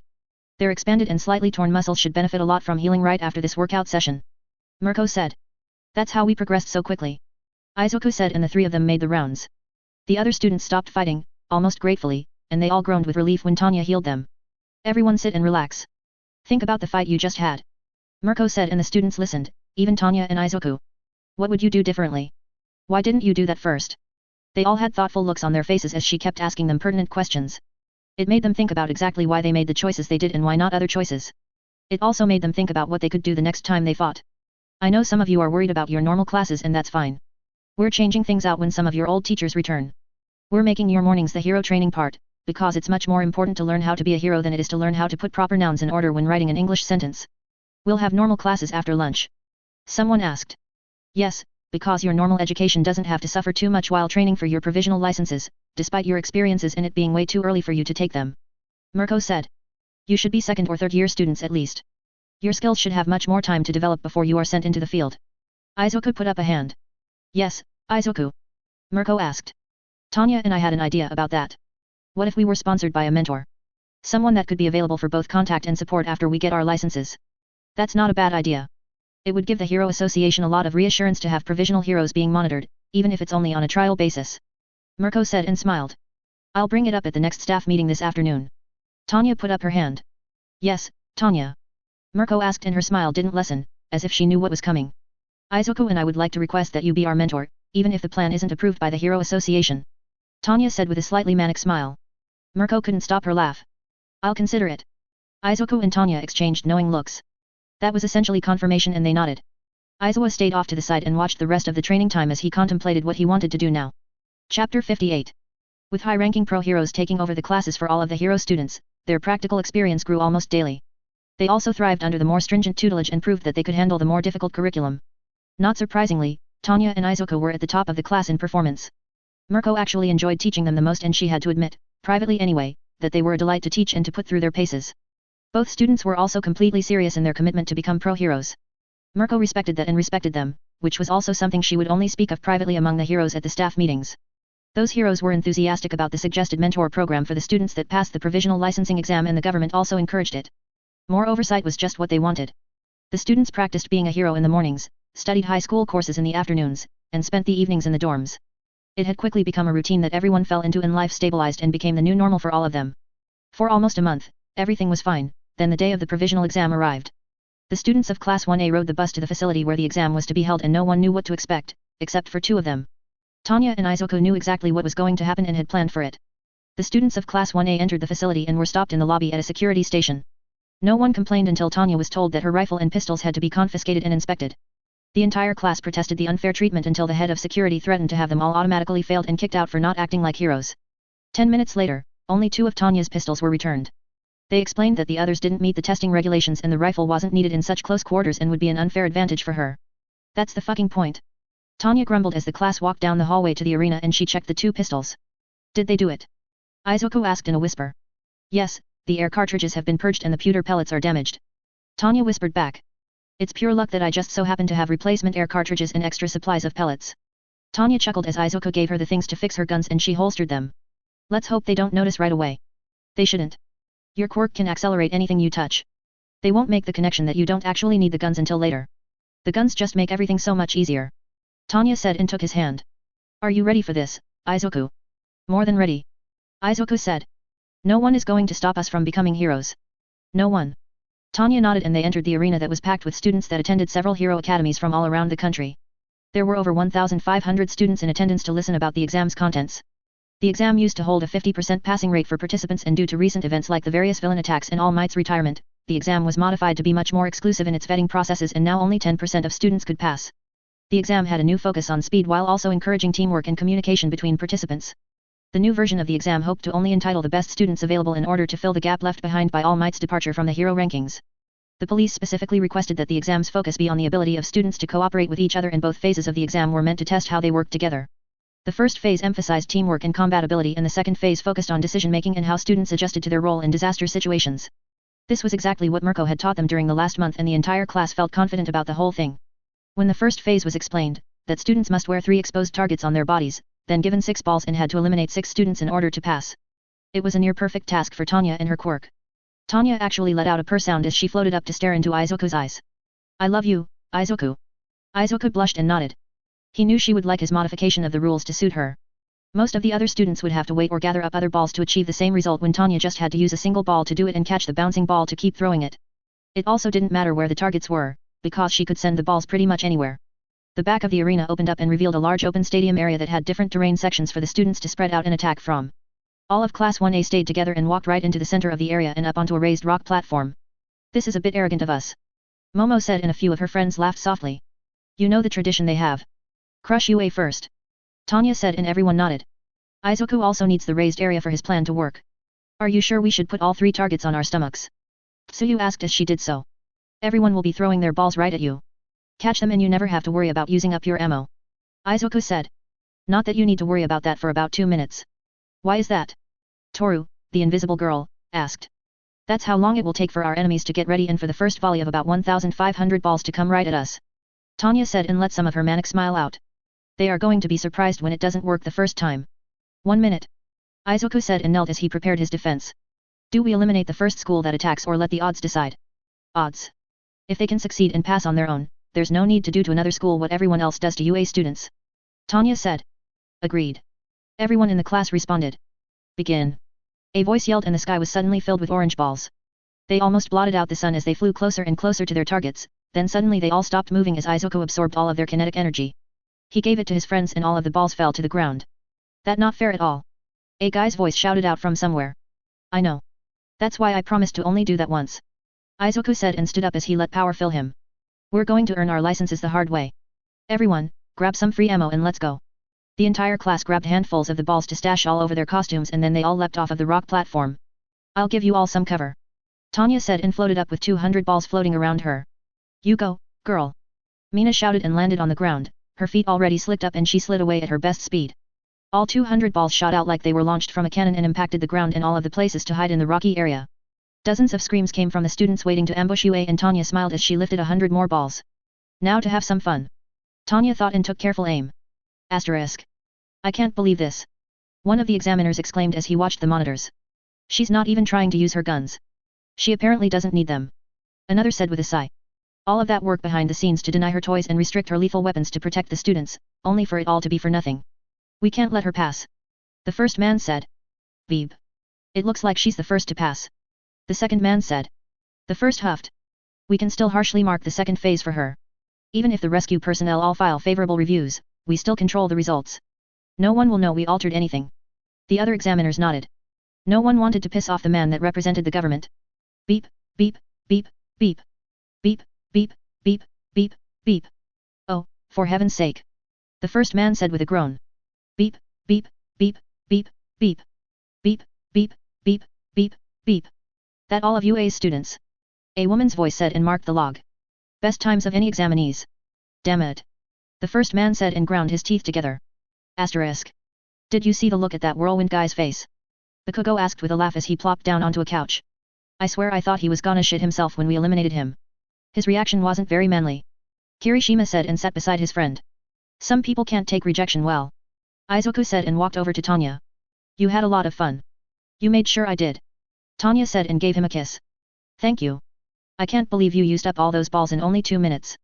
It was amazing. Mina exclaimed and hopped around Tanya and Izuku, then dragged them to a large comfy plush chair, put Izuku on bottom, sat on his lap, and pulled Tanya on top of hers. Someone is extra happy. Tsu said as she hopped over to the chair. It's because of these two that we weren't eliminated as soon as the exam started. Mina said and kissed Tanya's cheek and then kissed Izuku's. You have got to tell us how you did that. Izuku's kinetic aura. Tanya said. We've been pushing it all month, thanks to Mirko's extensive training. It's at a good distance now, so I had to use it at least once. Izuku said. The energy boost I gave you all was a good excuse that covered up I've been saving energy for that all week. We definitely have to team up for the rescue operations. Toru said and leaned against the chair in Izuku's shoulder.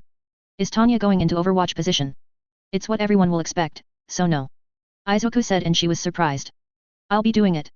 Wait, the strongest person in the whole school is going to float above us and will point out where we need to go instead. Ida asked, looking confused. Exactly. Tanya said. Everyone assumes I'm a long-range specialist and I am. I'm just not only that. What better way for her to show that she earned her license properly by doing it the hard way? Izuku said and leaned over Mina to kiss Tanya's cheek. I'll also be in the best position to help if anything goes wrong. That statement made everyone in the class nod. If there was anyone they wanted watching their back, it was Izuku. Asterisk. The many sections of the stadium were detonated when the last of the 150 students passed the first phase. It transformed the entire area into several distinct disaster zones as the students watched from the anteroom. When the destruction was done, the students saw a lot of people entering the areas and in some cases disappearing into the rubble. The man in charge instructed the students to act as heroes and conduct rescue operations for the second and final phase of the licensing exam. Professional rescues from the Help Us company would act as civilians who had been caught up in a villain terrorist attack. The students were then tasked with rescuing them and the HUC employees would analyze the students and their rescuing methods. A student began the second phase with 100 points and would fail if their score dropped below the 50-point benchmark. The problem was the rescues could reduce points in the case of perceived mistakes and a lack of efficiency. On the plus side, the students would be assisted by public safety workers monitoring the exam from the stands. They also watched the students and deducted points based on their actions. All in all, it was going to be a stressful situation. Almost as soon as the second part of the exam started, the second-year hero students started to clear away a small rescue and recovery area for any injured people. This showed both foresight and planning, which was what the examiners were looking for, until they watched the UA students. To their utter shock, the entire class moved forward as one through every bit of terrain like it didn't exist. Heavy debris was easily moved, people were rescued and healed, then made weightless and secured by straps to the student hovering above the group. By the time the UA students came back to the recovery part to drop off their full load of rescues, 3 sections of the disaster areas had been completely cleared of survivors and dangers. The problem that the examiners had was that Tanya was not the primary one being used. It was Izuku Midoriya, the new symbol of peace, and he was living up to the reputation. Izuku had a huge smile on his face as he reassured each and every rescuee that everything was going to be fine and that they were safe. Just as he said that, the wall of the stadium burst open near the recovery center, and that was it. Nothing else happened.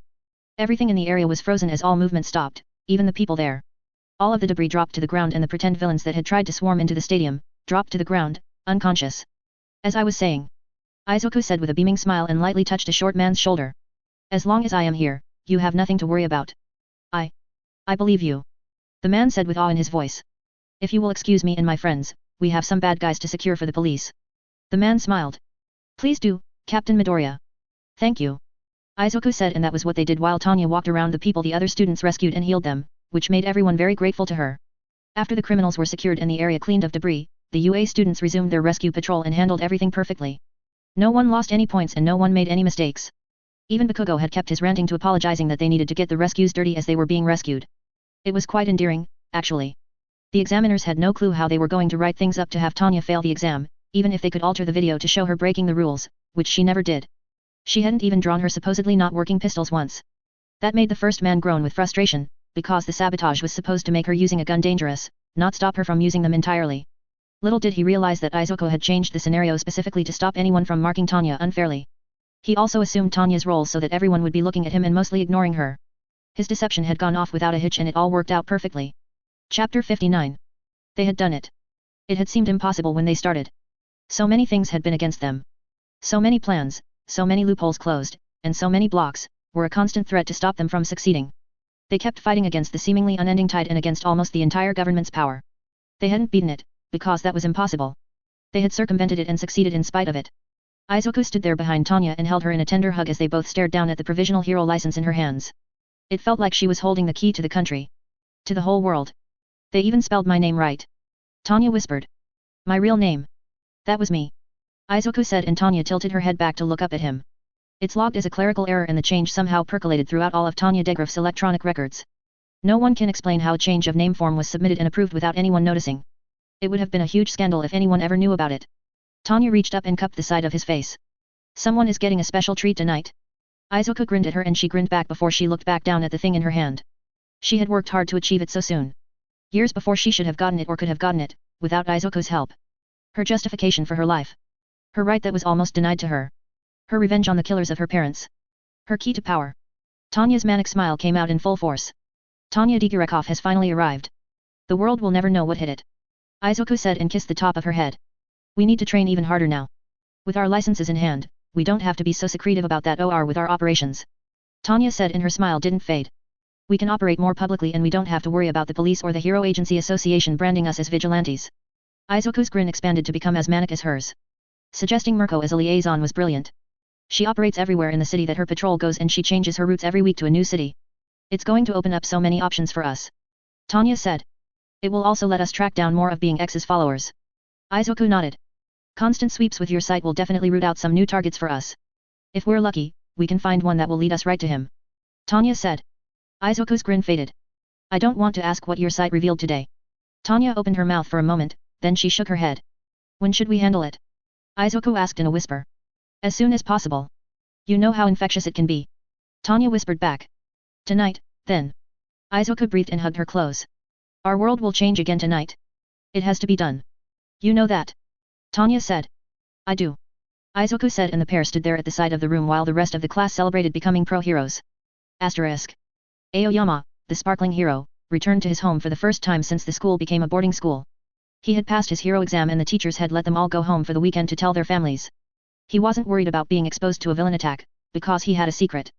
Well, 2 secrets. 1. He had been the one feeding information to the network. 2. He had found religion. He had been so torn up about saving his family and turning on his friends and classmates, until he accepted God into his heart. Now everything was all bright and sunny and his sparkles were more powerful than ever. He knew he was actually saving his friends by helping the villains, and his own family was also protected. As he sat at the dinner table with his family, as if none of them were guilty of treason, a specialty pewter pellet entered through the window at subsonic speed and hit the side of his head. The explosive pellet incinerated him and took out the dining room, his corrupted family, and half of the mansion in a single strike. 3 more shots destroyed the entire mansion and the surrounding grounds, killed all of the staff, and ensured that none of the Aoyama family survived to spread the corruption. Asterisk. Toru Hagakure hugged her invisible mother and her father before heading to bed. She had been so happy to have been chosen to be a pro-hero, and she spent several hours with them after supper and told them all about the empowering feeling she had felt after talking to Aoyama when they had started boarding at the school. His views on a higher being watching over them had given her an internal peace that she had never felt before. Toru's parents were very receptive of the ideas and said they would discuss it tomorrow when they could all enjoy the weekend together. There was just something wrong with that peaceful feeling whenever Toru was near Tanya. It didn't lessen, as far as she could tell. It actually, kind of wanted to, go to her. It was a little scary, because she didn't want to lose that feeling if it left. She had avoided being near her as much as possible, even when she really wanted to be next to Izuku. That thought gave her shivers of pleasure as she thought about getting him alone and telling him all about God and then asking him to be with her. She had heard several whispered rumors and she had seen how Mina acted around them, like she was a second girlfriend or something. That told her that Izuku was actually having sex with other girls and she wanted him. She really wanted him. Toru never felt the pellet hit her forehead that blew her head off. Asterisk. Kojo Koda, the animal whisperer from Class 1A, was wiped out with the group of squirrels he was talking to. The birds were taken out next and the stray dog was eliminated as well, just in case. From Class 1B was Nioto Monomo with the quirk copy power, Kojiro Bondo with the glue quirk, Ui Kode with the resize quirk, and Senkaiburo with the drill quirk, were killed and then blown up to remove the evidence. Thankfully, none of their families had been infected with being X's energy. The most difficult target to remove was Tetsu, because his body was made of a pseudo-metal. It took 6 penetrating shots to the head, 3 to the heart, then 2 phosphorus grenades to his back to destroy the body completely. Being X was never to be allowed to possess a quirk-powered vessel. Asterisk. The attacks that weekend on the provisional heroes and members of the testing authority by unidentified villains, made everyone sad and regret the losses of such promising heroes and some of their families. It also reinforced the Hero Association's decisions to make all hero schools into boarding schools and to give all of the provisional heroes the mentors they need within the pro-hero ranks. There was even a new government-sponsored matching program that had been enacted that same weekend to ensure that provisional heroes were given the best mentors for their development. No one really knew where it came from and no one questioned it, because the matches it made were nearly 100% favorable for both the student and the mentor. Students and mentors trained at the various hero schools for 3 months until December, when a second hero internship workshop was announced to give the provisional heroes direct experience under their mentors and to evaluate their performance officially. Everyone passed their evaluations with flying colors, especially Izuku and Tanya under Mirko, and all hero academies in the country ended for the winter break that would last for a month. The provisional heroes were assigned to their mentors and their agencies officially during that time and everyone was happy. The students thrived in their new environments and proved to the Hero Agency Association that getting their licenses wasn't an accident or a fluke. They deserved them. In fact, the UA provisional heroes of Class 1A did so well that when school went back into session, they didn't have hero studies anymore and worked for their agencies instead. They still had to do normal high school classes, however. Slacking was not allowed to happen for the future heroes of the country. 3 months passed while Tanya, Izuku, and Mirko systematically patrolled and took out criminal after criminal, some of which vanished before being arrested. The school year came to an end, as did the work-study program, with most of the League of Villains dead or arrested. They were getting very close to finding one of their primary targets, all for one. Everyone in Class 1A passed their written exams and their extended work-study program had given them an automatic pass on the physical part of the exam. They had been proving daily that they deserved to be heroes and a fake rescue setup or hostage situation wasn't needed to prove that they could handle it again. Asterisk. Unlike nearly all of the other provisional heroes, Izuku and Tanya did not stop working at Mirko's agency when they graded from Class 1A to become Class 2A.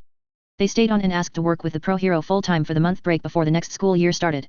During the first week of that break was when Tanya and Izuku finally convinced Mirko that their mission was actually more important than arresting petty criminals.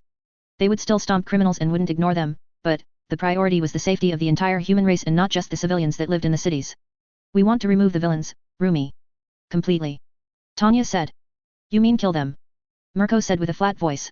We need to destroy their heads and hearts, the entire body when possible, and then we have to check anyone they talk to or convince to follow their way of thinking. Izuku added. You two make it sound like it's one of those fantasy vampire infections or something. Mirko said with a laugh. Tanya and Izuku gasped and stared at each other. How could we not see that? He needs followers, and the more followers he has, the more powerful he becomes. His energy essentially takes them over and he can inhabit them. Tanya shouted. How could I have missed that? It's so simple. What are you talking about? Mirko asked and her rabbit ears twitched in annoyance. We just figured out that being X isn't a god, even if he is pretending to be one. Izuku said. He's essentially an ascended vampire. He's incorporeal and able to change forms, he possesses people and corpses, can manipulate a mind's perception for various effects when he has an appropriate sacrifice, and even traverses worlds when he has enough power to do so or decides to give up on a world and moves on. Tanya stomped around the room and cursed unlike she ever had before. It lasted for several minutes before she finally calmed down and Izuku walked over to her. No wonder he loved seeing so many bloody battles performed in his name. Why, he likes everyone praying to him as they die. Thousands of them. Maybe even 1,000,000 of them that last battle I was in. He's absorbing it all. Izuku took her into a hug and Tanya hugged him back. They held each other tightly and Tanya shivered as she tried to come to grips with what they were facing. Being X might not be a god, but he was possibly as powerful as one with all of the deaths that he had absorbed, including all of the people Tanya herself had killed. She was curbing his physical influence while also making him more powerful. I don't know what to do. Tanya admitted. My normal response to blow it all up will only make things worse and not better like it should. We'll think of something. Izuku said. Yes, we will. Mirko said and put her arms around the both of them to comfort them. You both look scared and that's not something people like you become without a good reason. How do you fight an almost all-powerful being that doesn't have a body and can't be dealt with by physical means? Izuku asked her. I have no idea. Mirko said and then she smiled in a similar manic smile to Tanya's. That doesn't mean I never will. We'll work together and we'll do our jobs, because it's just like you said, Izuku. We'll figure it out eventually. When we do, he better watch out. Izuku nodded and gave Tanya a quick reassuring kiss. I'm glad you agree, because for the next month, you're my co-workers and not my students.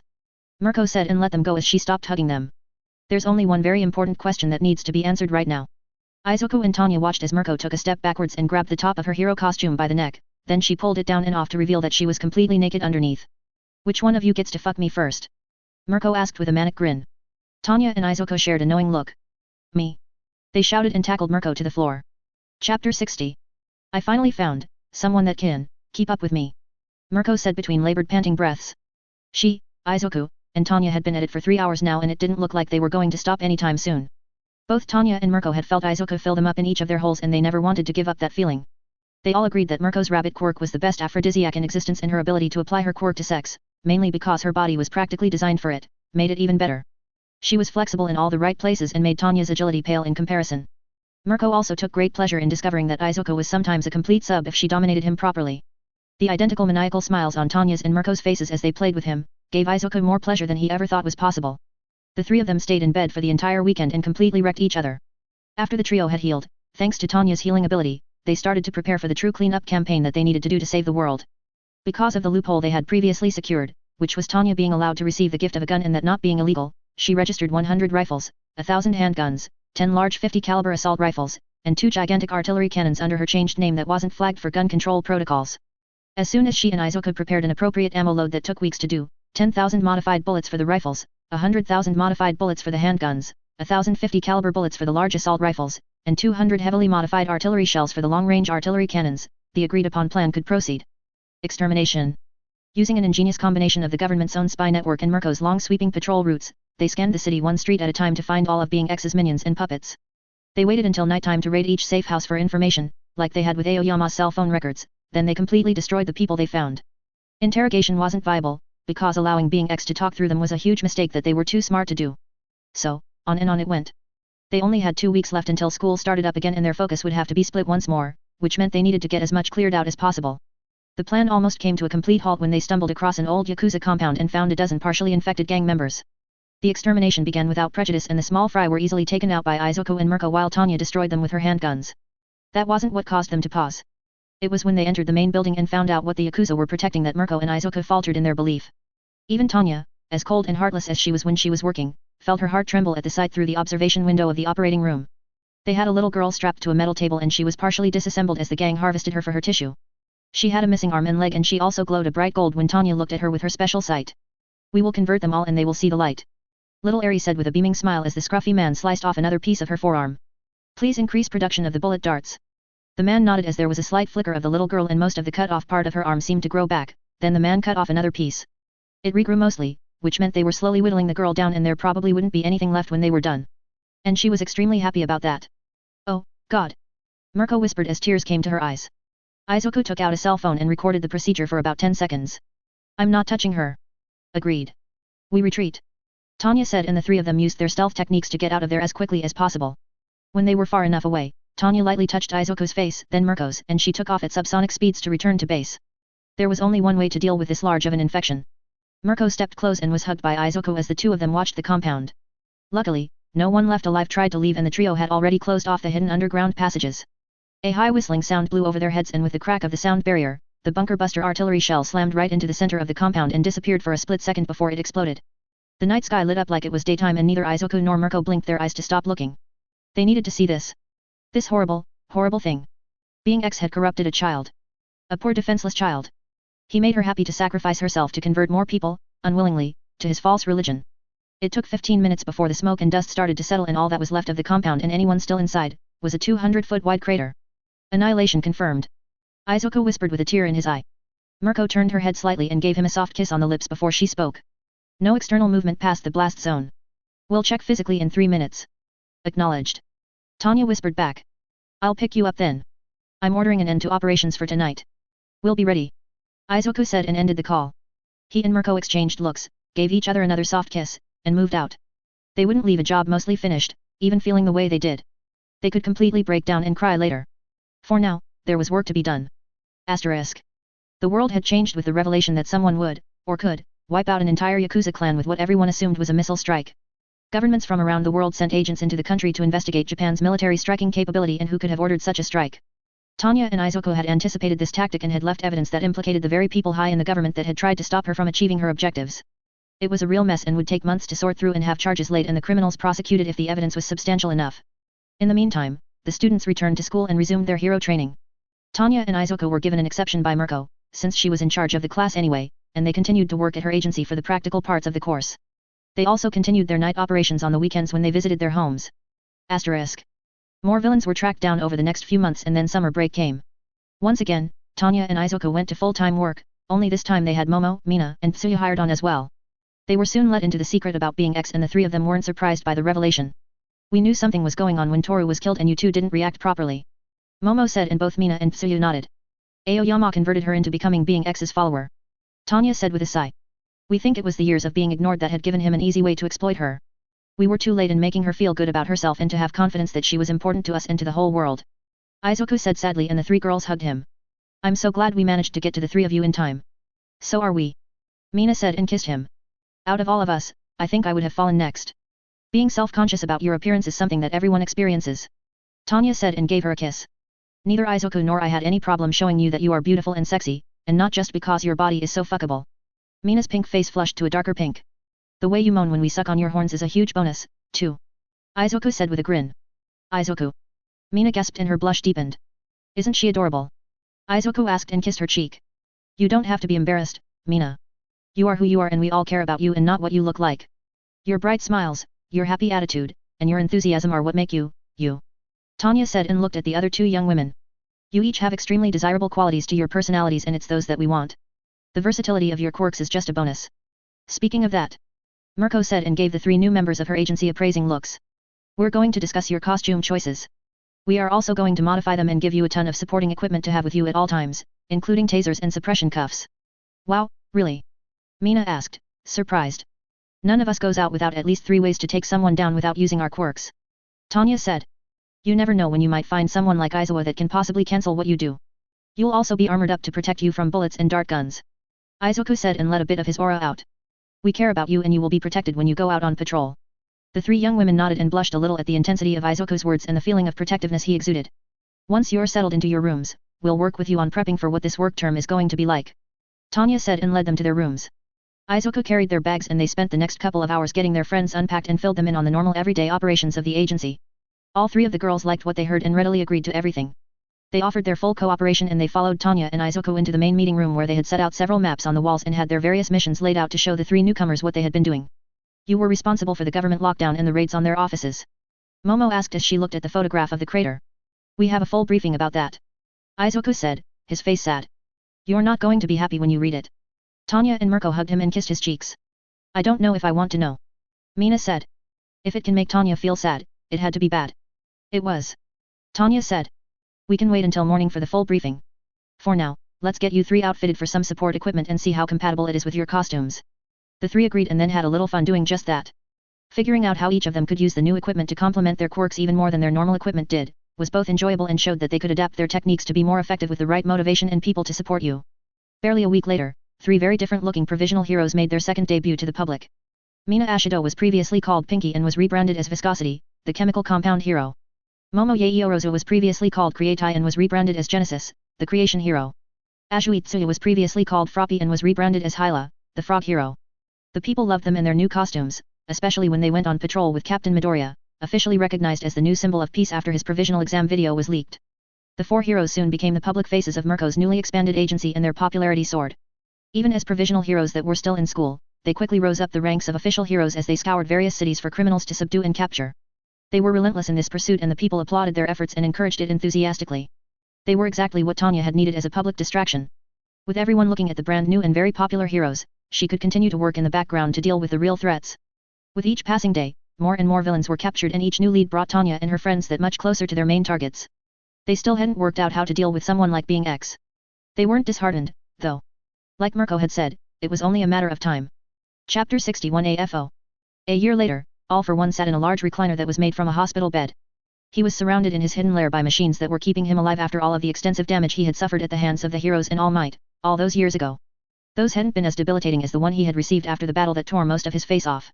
It took an extensive skin and muscle graft from his back to keep most of his head intact.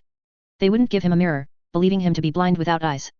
The idiots that had performed the surgeries didn't realize that he had hundreds of quirks saved up within himself and that with 15 different vision quirks combined, he had gained an extrasensory perception that was better than sight. He knew he no longer had any kind of face. He ate through a tube in his throat and he breathed through another, not that he needed either of them. He had several quirks that let him absorb nutrients right through his skin, including everything his lungs needed to function. He would never tell them that using the 6 versions of telepathy he had.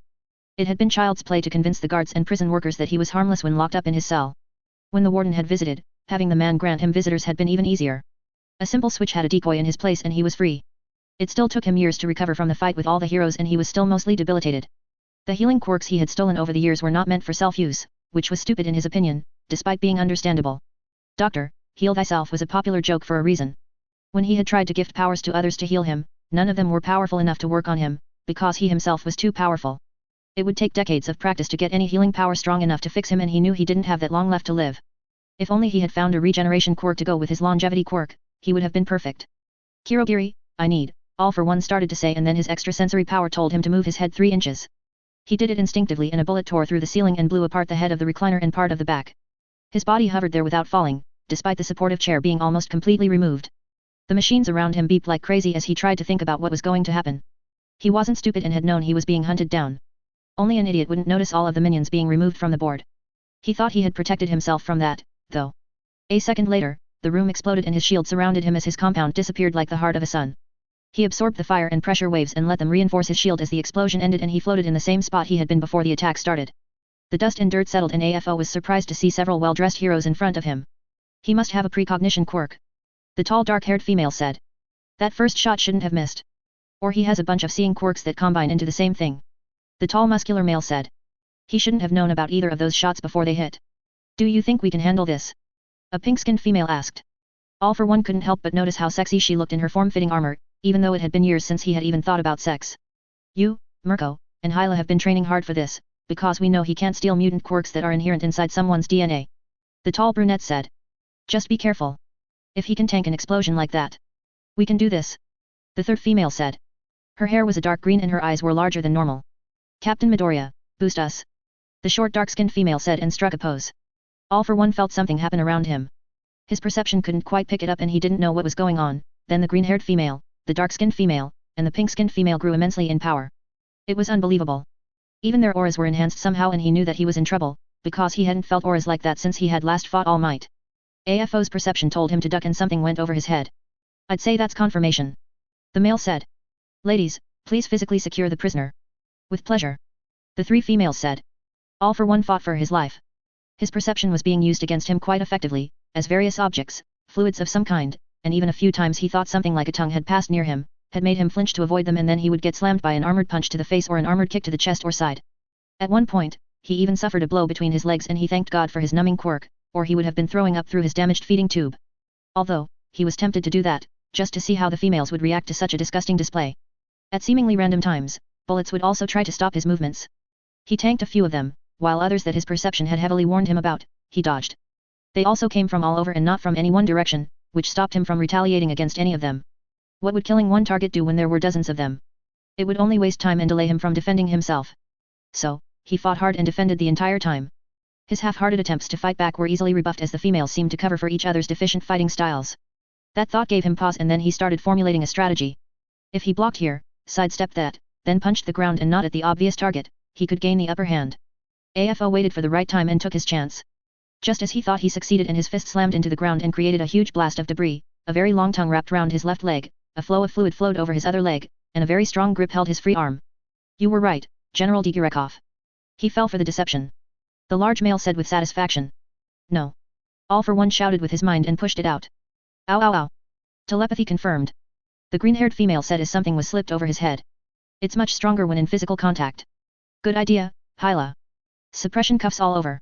The male ordered, and suddenly AFO felt dozens of them clamped all over him, from large ones around his neck and waist to normal ones down his arms and legs. The sound of chains was next, and he was kicked over and forced to kneel as the chains were secured and pulled on him with almost 100 times the force of gravity. The villain couldn't move, and he berated himself mentally for falling into a trap that he didn't know was there. Finally, an oddly familiar voice said. All for one regretted not being able to see with normal eyes as a brightly glowing figure approached him. She was beautiful. A bright and effervescent golden angel walked over to him, and if he did have eyes, he would have gazed at her with adoration on his face. The chosen one. A voice said from AFO. It wasn't his, and they all knew that. He really is infected. The tall brunette said. What an idiot. I bet he didn't realize what it meant when he accepted being X's offer.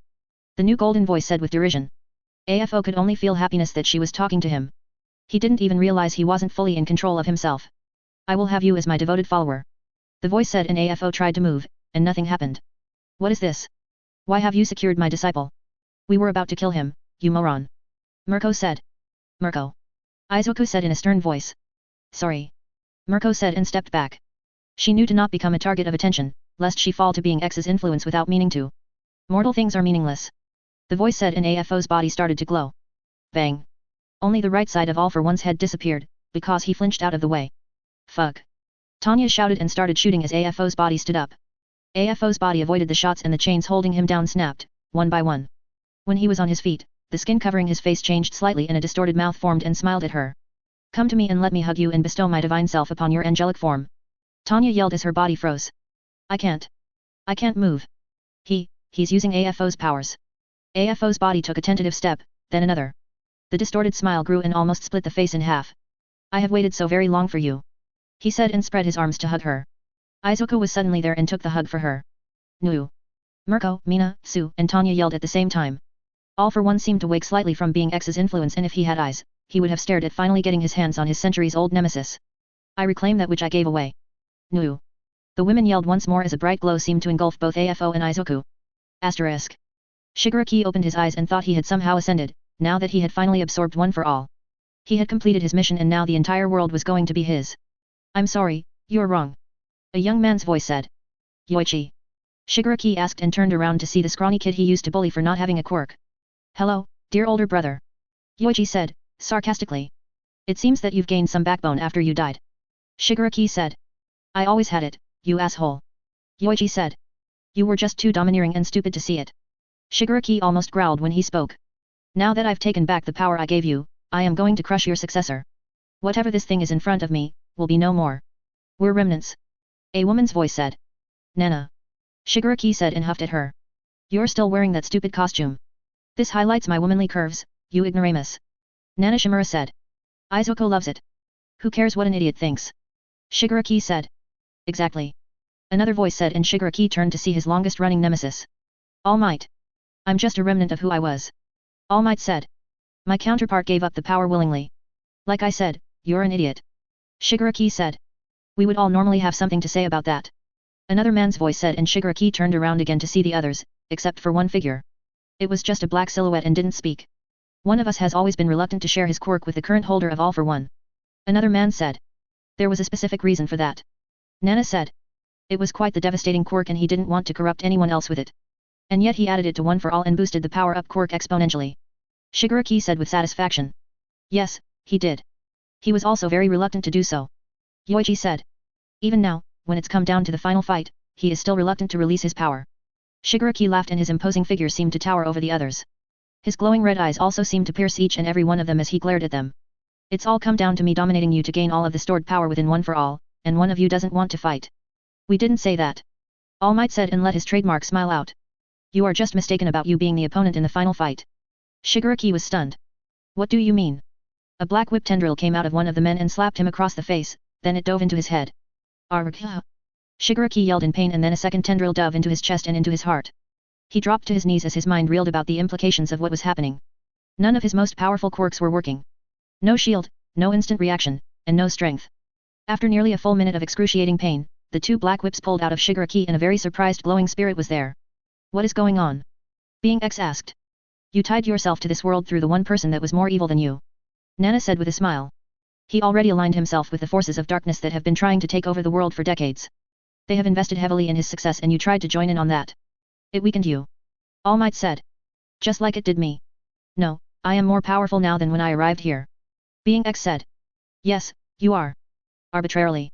One of the men said. The problem is, you've also invested too much into trying to take over. Your relative power has increased while your vulnerability has grown. I have no vulnerabilities. Being X said. The other remnants exchanged knowing looks and then laughed. Be quiet. Being X said and raised his hand to blast one of the laughing figures.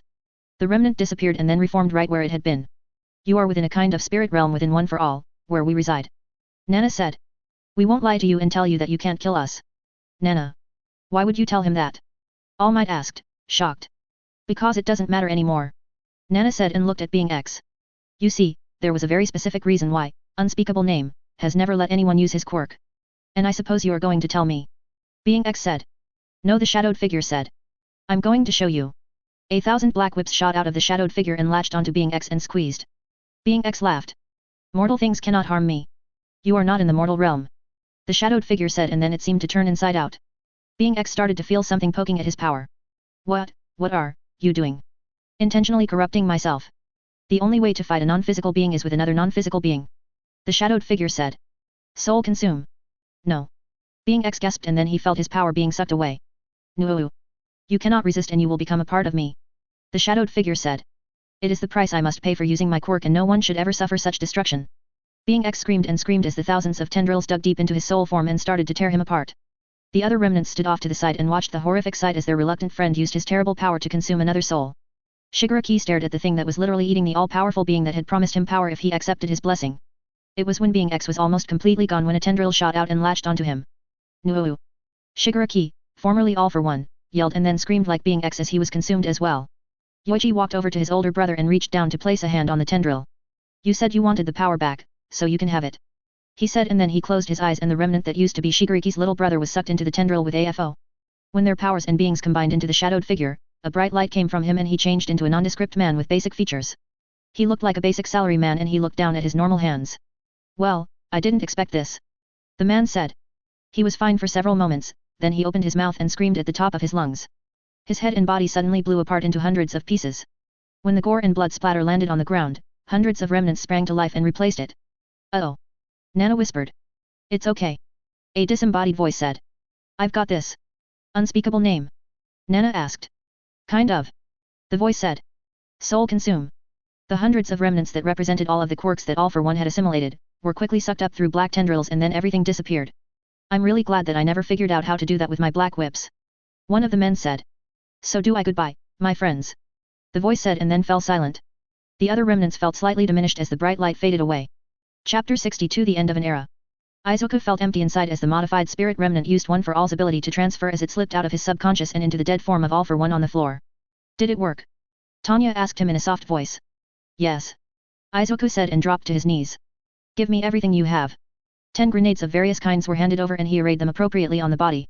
He secured them and then charged up the body with kinetic energy. You may want to step back for this. Izuku said and the women around him did so. He gripped AFO's chest and held on tightly, then he jumped straight up as hard as he could and through the body. It broke the sound barrier as it went straight up. Tanya. Tanya unhooked the 50 caliber rifle from the strap on her back and used Izuku as a bracing platform. Tracking. Tracking. Aiming. Charging. Firing. Tanya said mechanically. Crack OWW. The rifle's shot blew out of the barrel at a ridiculous speed and the bright light from the overcharged bullet hit AFO's body 8 miles above the surface of the planet. The explosion was muted because it was so far away. Without the head, the rest will be weaker in the short term and possibly stronger in the long term. Tanya said. Then we can't let them live long enough to survive to the long term. Izuku said and looked around at the strong and powerful women that he and Tanya had surrounded themselves with. What do you all think about becoming the world's first global hero agency? Mina, Mirko, Sue, and Momo all had huge smiles on their faces. The work they had done in Japan began anew on the world stage. The country's popular heroes soon became the world's popular heroes as they went to each country and cleaned up all of Being X's minions before they grew too powerful to deal with on the physical plane. There was just one problem. Izuku wasn't getting any stronger, no matter how much he fought or who he faced in battle. What do you mean it's gone? Tanya asked one night when they were in bed together. One for all. It's gone. Izuku said. Tanya looked shocked. It can't be. You still have those remnants in your head and they build up power over time. Quirk and the transfer quirk are gone, as is that remnant's power. Izuku said. I think there are other bits of quirks left behind as well. I can almost sense them when in my mind, but they are barely traces and they weren't inside my mind realm for very long. Tanya was quiet for several minutes as she thought about that and Izuku didn't speak or let her know that he was anxious about what she would say about him not being able to get stronger. They didn't go willingly.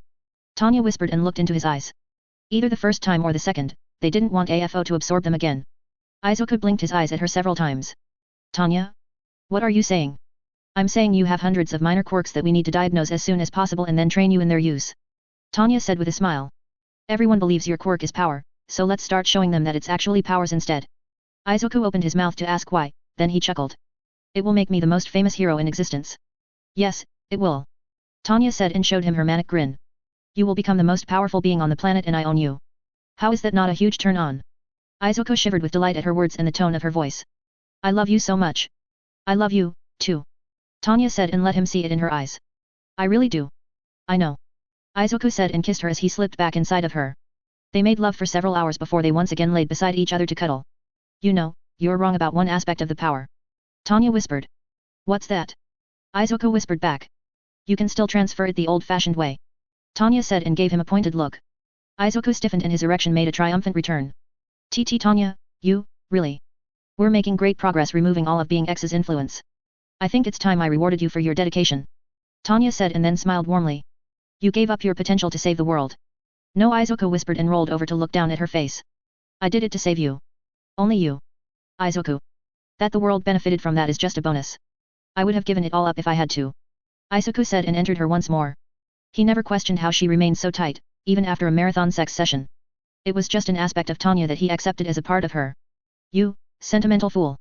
Tanya said with fondness and then she wrapped her legs around him. Now fuck me like you mean it and try to knock me up. Yes, General. As you command. Izuku exclaimed, saluted and then plowed into her like a jackhammer, which was exactly how she liked it sometimes. In the control room watching the monitors was Mina, Momo, Mirko, and Sue. They all had flushed faces and were lightly touching themselves. I hope you all realize that we're allowed to try if she gets pregnant. Mirko asked them as she reached down and lightly rubbed her belly. Izuku had filled her countless times and she always regretted not being able to let it impregnate her. That was one of Tanya's orders. She would never disobey any of them, either. She knew the consequences if she did. They all did. Come on, sperm. Pierce that egg. Mina shouted and there were several giggles from the others and a manly laugh came from the monitor. Why don't we go help? Sue asked. My tongue can keep Izuku shooting like a hose and. Let's go. Mina shouted and grabbed Sue's hand. The four friends scrambled out of the room and ran through the secret base to swarm both Tanya and Izuku in their bed. Asterisk. Being Y floated above the planet and smiled down at the scene her senses told her was going on. Her fiercest disciple was being impregnated and would give birth to the first multiple-powered individual on the planet. X was an idiot to try and steal her away from me. Being Y said and crossed her arms. Now he's destroyed and his influence is nearly completely snuffed out. He won't be resurrecting this time. She smiled and snapped her fingers. There was an ungodly howl in the darkness that quickly faded away. Oops. Was that your backup plan you just lost, dear brother? I'm so sorry. Being Y said with an identical manic smile on her face that Tanya wore when she was being herself. Yes, this is going to become a very interesting world in the near future. A very interesting world. Chapter 62 The End of an Era. Izuku felt empty inside as the modified spirit remnant used One for All's ability to transfer as it slipped out of his subconscious and into the dead form of All for One on the floor. Did it work? Tanya asked him in a soft voice. Yes. Izuku said and dropped to his knees. Give me everything you have. 10 grenades of various kinds were handed over and he arrayed them appropriately on the body. He secured them and then charged up the body with kinetic energy. You may want to step back for this. Izuku said and the women around him did so. He gripped AFO's chest and held on tightly, then he jumped straight up as hard as he could and through the body. It broke the sound barrier as it went straight up. Tanya. Tanya unhooked the 50 caliber rifle from the strap on her back and used Izuku as a bracing platform. Tracking. Tracking. Aiming. Charging. Firing. Tanya said mechanically. Cracko WW.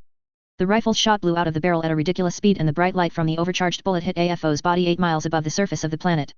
The explosion was muted because it was so far away. Without the head, the rest will be weaker in the short term and possibly stronger in the long term. Tanya said. Then we can't let them live long enough to survive to the long term. Izuku said and looked around at the strong and powerful women that he and Tanya had surrounded themselves with. What do you all think about becoming the world's first global hero agency? Mina, Mirko, Sue, and Momo all had huge smiles on their faces. The work they had done in Japan began anew on the world stage. The country's popular heroes soon became the world's popular heroes as they went to each country and cleaned up all of Being X's minions before they grew too powerful to deal with on the physical plane. There was just one problem.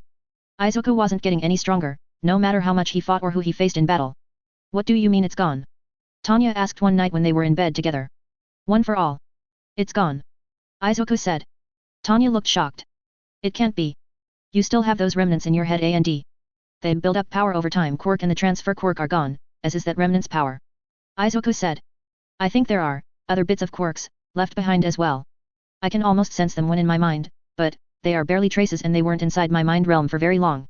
Tanya was quiet for several minutes as she thought about that and Izuku didn't speak or let her know that he was anxious about what she would say about him not being able to get stronger. They didn't go willingly. Tanya whispered and looked into his eyes. Either the first time or the second, they didn't want AFO to absorb them again. Izuku blinked his eyes at her several times. Tanya? What are you saying? I'm saying you have hundreds of minor quirks that we need to diagnose as soon as possible and then train you in their use. Tanya said with a smile. Everyone believes your quirk is power, so let's start showing them that it's actually powers instead. Izuku opened his mouth to ask why, then he chuckled. It will make me the most famous hero in existence. Yes, it will. Tanya said and showed him her manic grin.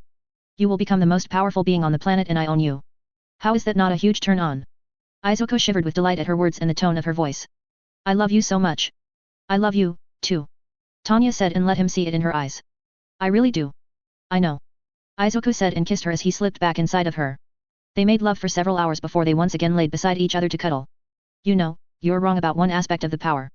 Tanya whispered. What's that? Izuku whispered back. You can still transfer it the old-fashioned way. Tanya said and gave him a pointed look. Izuku stiffened and his erection made a triumphant return. Tanya, you, really? We're making great progress removing all of Being X's influence. I think it's time I rewarded you for your dedication. Tanya said and then smiled warmly. You gave up your potential to save the world. No, Izuku whispered and rolled over to look down at her face. I did it to save you. Only you. Izuku. That the world benefited from that is just a bonus. I would have given it all up if I had to. Izuku said and entered her once more. He never questioned how she remained so tight, even after a marathon sex session. It was just an aspect of Tanya that he accepted as a part of her. You, sentimental fool. Tanya said with fondness and then she wrapped her legs around him. Now fuck me like you mean it and try to knock me up. Yes, General. As you command. Izuku exclaimed, saluted and then plowed into her like a jackhammer, which was exactly how she liked it sometimes. In the control room watching the monitors was Mina, Momo, Mirko, and Sue. They all had flushed faces and were lightly touching themselves. I hope you all realize that we're allowed to try if she gets pregnant. Mirko asked them as she reached down and lightly rubbed her belly. Izuku had filled her countless times and she always regretted not being able to let it impregnate her. That was one of Tanya's orders. She would never disobey any of them, either. She knew the consequences if she did. They all did. Come on, sperm. Pierce that egg. Mina shouted and there were several giggles from the others and a manly laugh came from the monitor. Why don't we go help? Sue asked. My tongue can keep Izuku shooting like a hose and. Let's go. Mina shouted and grabbed Sue's hand. The four friends scrambled out of the room and ran through the secret base to swarm both Tanya and Izuku in their bed.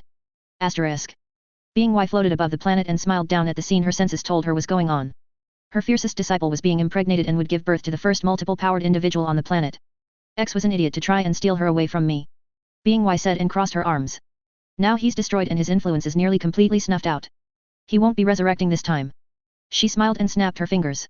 There was an ungodly howl in the darkness that quickly faded away. Oops. Was that your backup plan you just lost, dear brother? I'm so sorry. Being Y said with an identical manic smile on her face that Tanya wore when she was being herself.